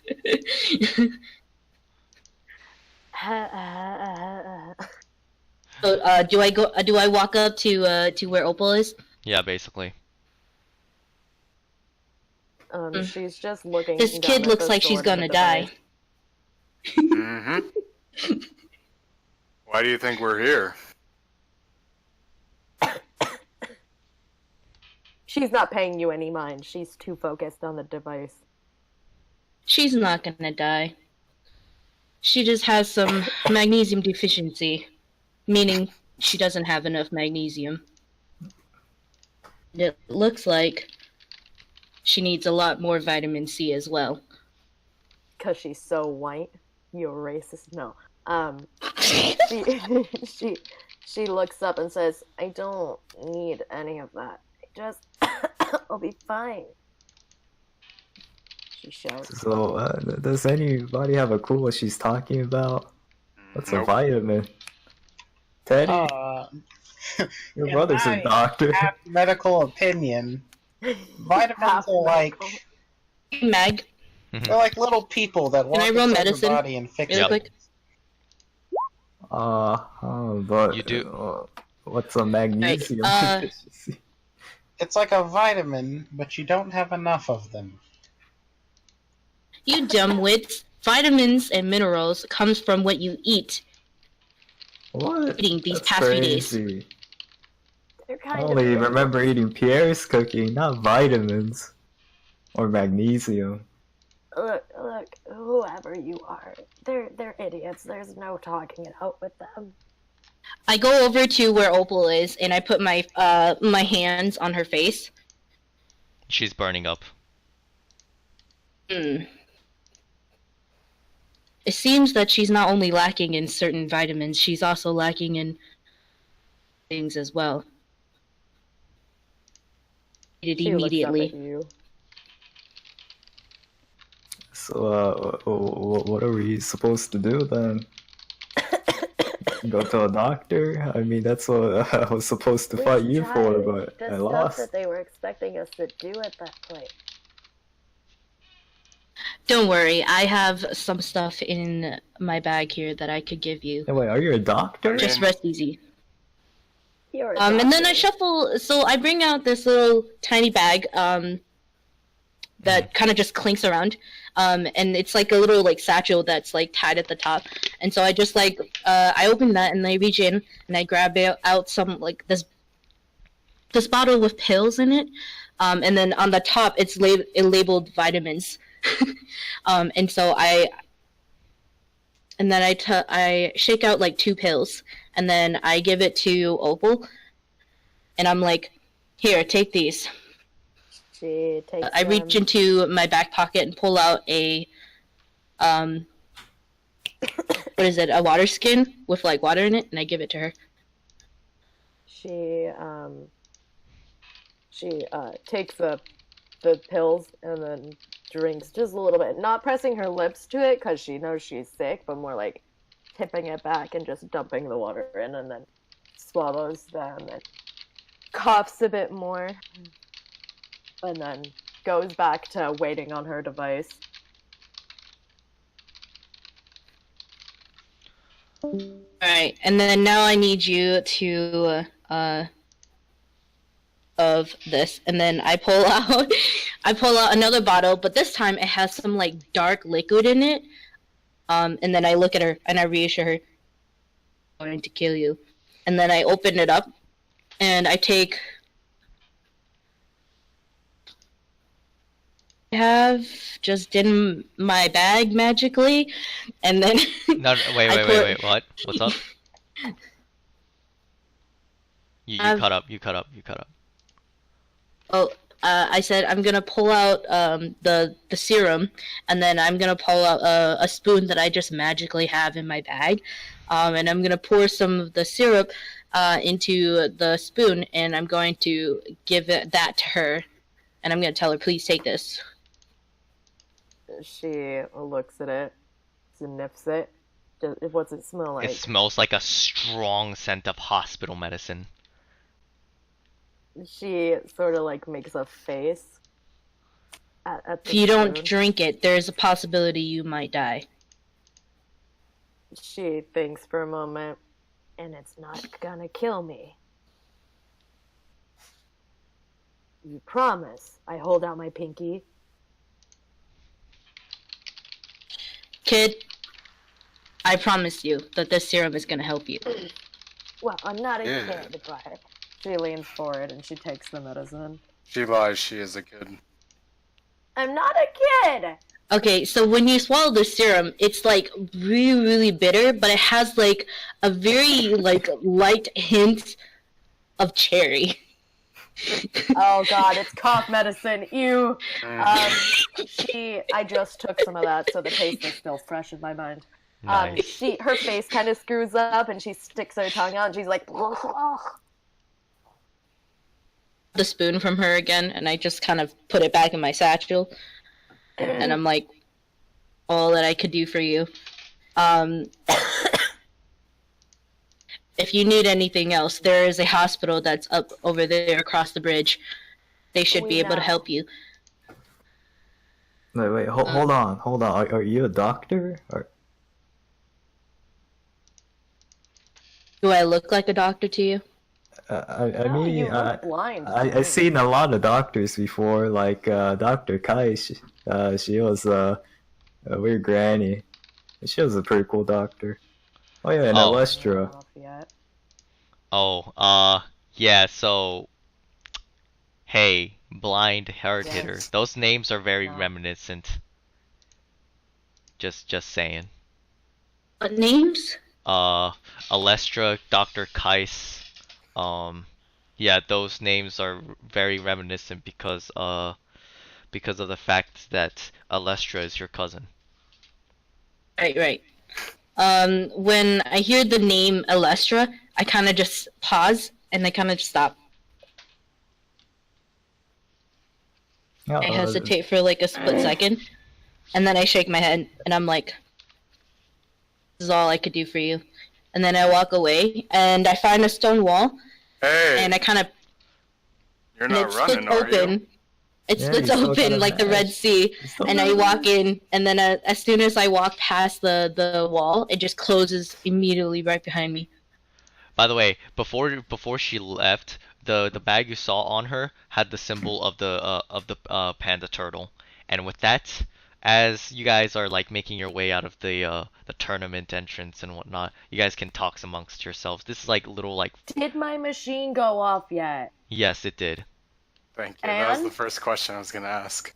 And it is known as a give me a second.